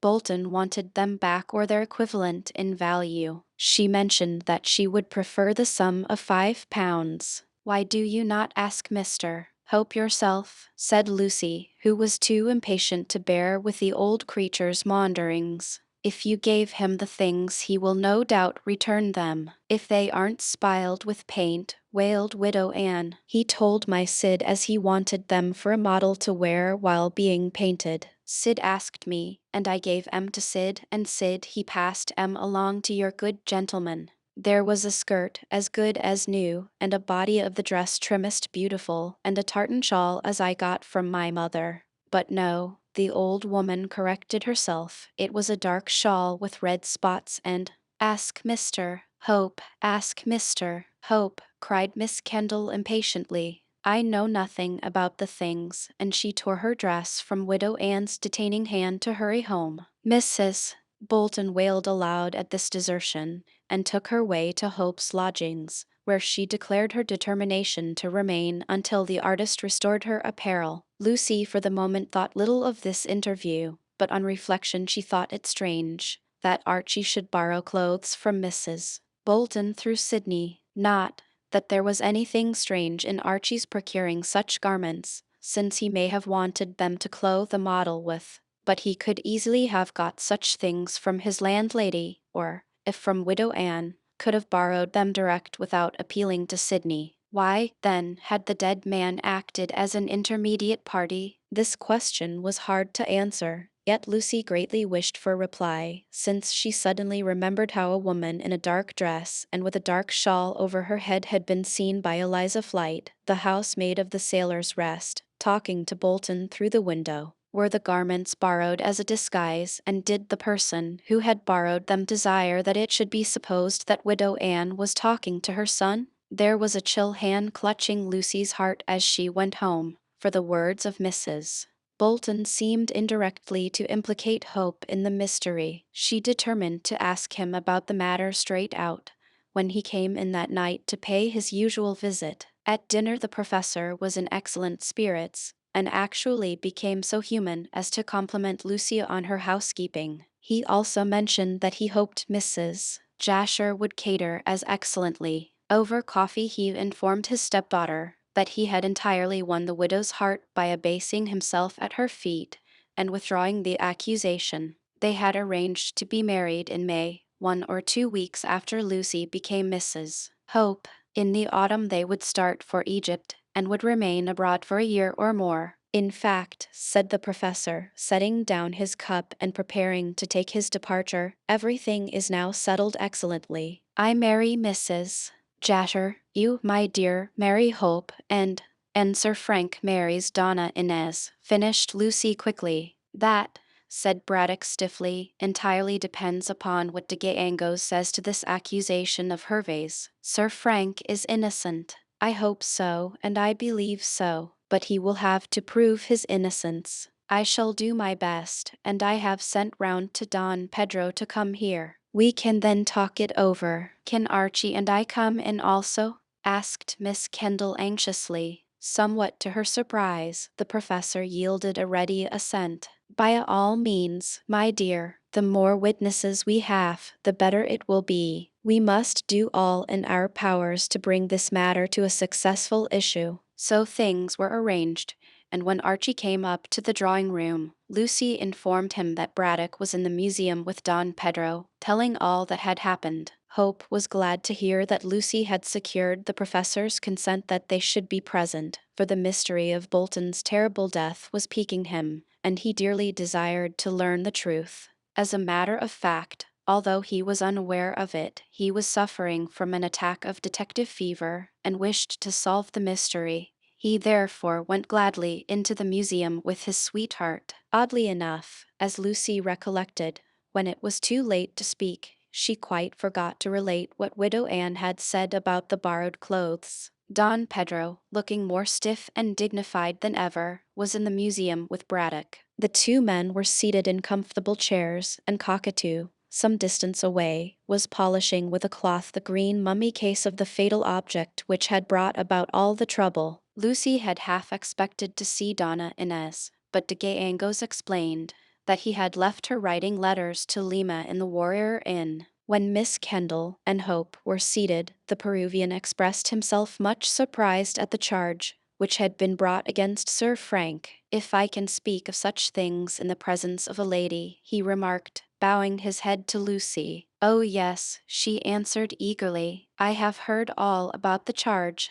and I am glad that you are here, Don Pedro, for I wish to say that I do not believe there is a word of truth in the accusation. Nor do I, asserted the Peruvian decisively. I agree, cried Braddock, beaming. And you, Hope? I never believed it, evening before I heard Random's defense, said Archie with a dry smile. Did you not see Captain Hervey yourself, sir? He added, turning to Don Pedro. He started for Pierside to look you up. I have not seen him, said de Angos in his stately way, and I am very sorry, as I desire to examine him about the accusation he had dared to bring against my very good friend, Sir Frank Random. I wish he were here at this very minute, so that I could tell him what I think of the charge. Just as Don Pedro spoke, the unexpected happened, as though some genie had obeyed his commands. As though transported into the room by magic, the American skipper appeared, not through the floor, but by the door. A female domestic admitted him and announced his name, then fled to avoid the anger of her master, seeing she had violated the sacred precincts of the museum. Captain Hervey, amused by the surprise visible on every face, sauntered forward, hat on head and chariot in mouth as usual. But when he saw Lucy he removed both with a politeness scarcely to be expected from so rude and ready and rough a mariner. I beg pardon for coming here uninvited, said Hervé awkwardly, "but I've been chasing the Don all over Pierside and through this village. They told me at the police office that you," he spoke to de Gangos, "had doubled on your trail, so here I am for a little private conversation." The Peruvian looked gravely at Hervé's face, which was clearly revealed in the powerful light of the many lamps with which the museum was filled, and rose to bow. "I am glad to see you, sir," he said politely, and with a still more searching glance. "With the permission of our host I shall ask you to take a chair," and he turned to Braddock. "Certainly, certainly," said the professor fussily. "Cockatoo, pardon, allow me," said de Gangos, and brought forward a chair, still keeping his eyes on the skipper, who was rather confused by the courtesy. "Will you be seated, Senor? Then we can talk." Hervé sat down quietly close to the Peruvian, who then leaned forward to address him. "You will have a cigarette?" he asked, offering a silver case. "Thanks, no. I'll smoke a cheroot if the lady don't mind." "Not at all," replied Lucy, who, along with Archie and the professor, was puzzled by Don Pedro's manner. "Please smoke." In taking back the case, Don Pedro allowed it to drop, as he made no motion of picking it up. Hervé, although annoyed with himself for his politeness towards a yellow stomach, as he called de Gangos, was compelled to stretch for it. As he handed it back to Don Pedro, the Peruvian's eyes lighted up and he nodded gravely.